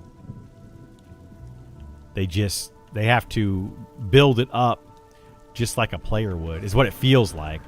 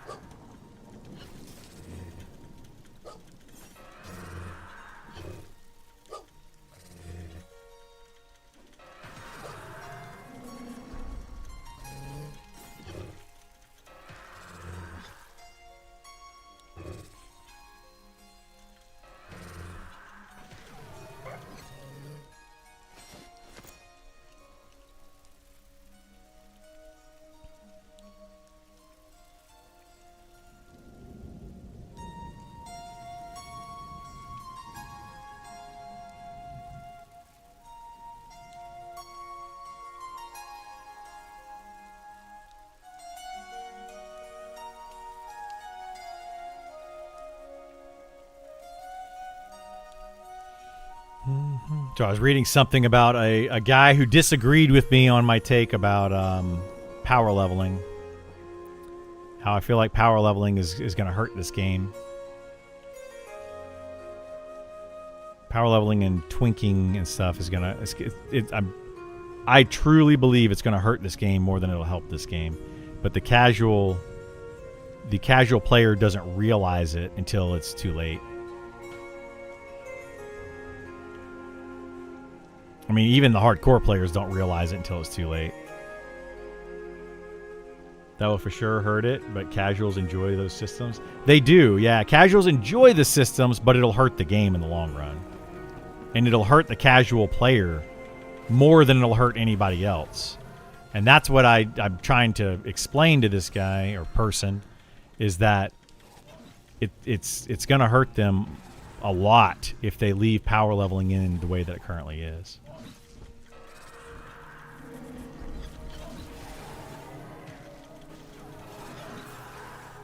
Casuals won't feel it. They'll just move on. Well, yeah, they'll quit. That's the problem, is they'll be like, oh, I can't keep up with the hardcore player, so I'm going to quit. And it's like, well, the reason you can't keep up with the hardcore player is because the hardcore player has their static groups. They have all the twink gear. They have all the buffs from high-level 60 characters, et cetera, right? They have so many additional bonuses that they get to utilize that the casual player doesn't have access to. So then they're just going to be like, man, I can't keep up. I'm going to quit. And then did the server just crash for everybody, or did I just get like completely banned or something? The heck happened? I'm assuming the server just crashed for everybody. Just crashed? Oh boy. Uh-oh. Oh, and it came right back up. That's weird.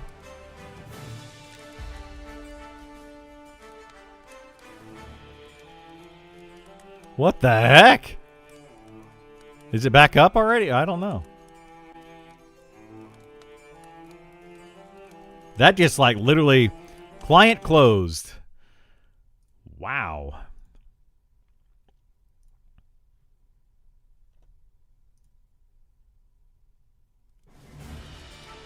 Too many login attempts. Oh boy. Getting that error again. I haven't had that error in a few days. This is what's silly about it. Too many login attempts. But if you spam it, it'll let you back in. Like, what? That doesn't make any sense. It's clearly not too many login attempts. That's not the issue.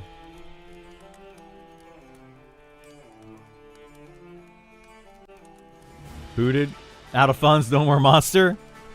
We get to keep our memories, though. Barely played MMOs lately. Even 14's only gotten the mandatory 1 month house maintenance. Oh, rough. Yeah, let's see if we can log into a different area. Let's try Sunken Resort. You already have a character in game. Please try again shortly. Uh-oh. Uh-oh. You know the scary part about this, right? Ali is not... He's out of town. Ali's on vacation right now. And Ali's like he's the guy that fixes these things. Right-row. This is a problem. Vacation ruined. I know, right? You don't get to go on vacation. Oh, servers are down again. Oh, no, they're back. I don't know what's going on. Unauthorized. Oh, geez. What did they break?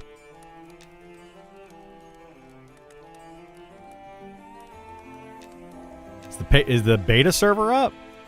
Unauthorized. What are we gonna do? You get to play Power World for the duration of his vacation? You know, I wouldn't mind playing Power World. It's the 1.0 just came out, right? Power World 1.0. I saw that Co Carnage is playing it. I saw a few other people that are playing it right now for the 1.0 release. I like Power World. It's a lot of fun. Yeah, Ali's not here to fix it. I don't know if it's going to come back up. I was probably going to end pretty soon anyway.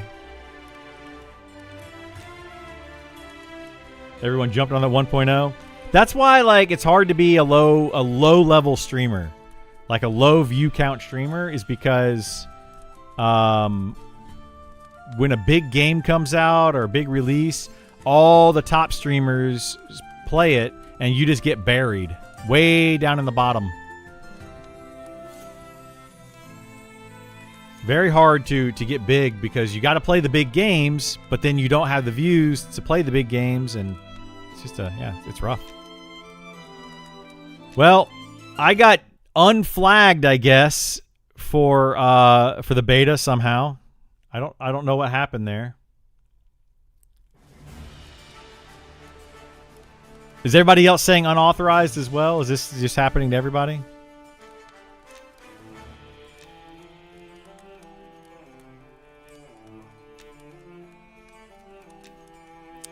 Well, yeah, okay. You know, Ali's watching the stream. Sometimes he does watch my stream, so maybe. There's a message at the top right of your screen. Oh, this is different.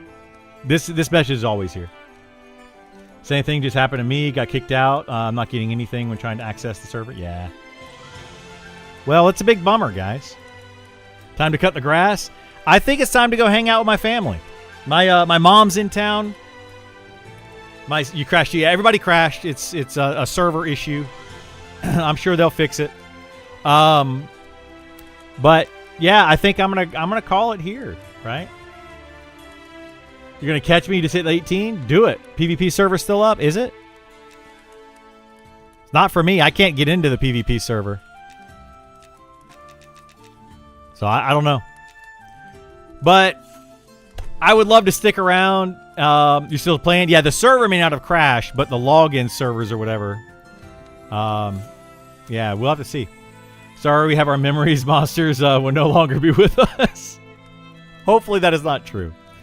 But I'm going to go ahead and call the stream here. I was not going to play super long today anyway. That's why I got on a little bit early.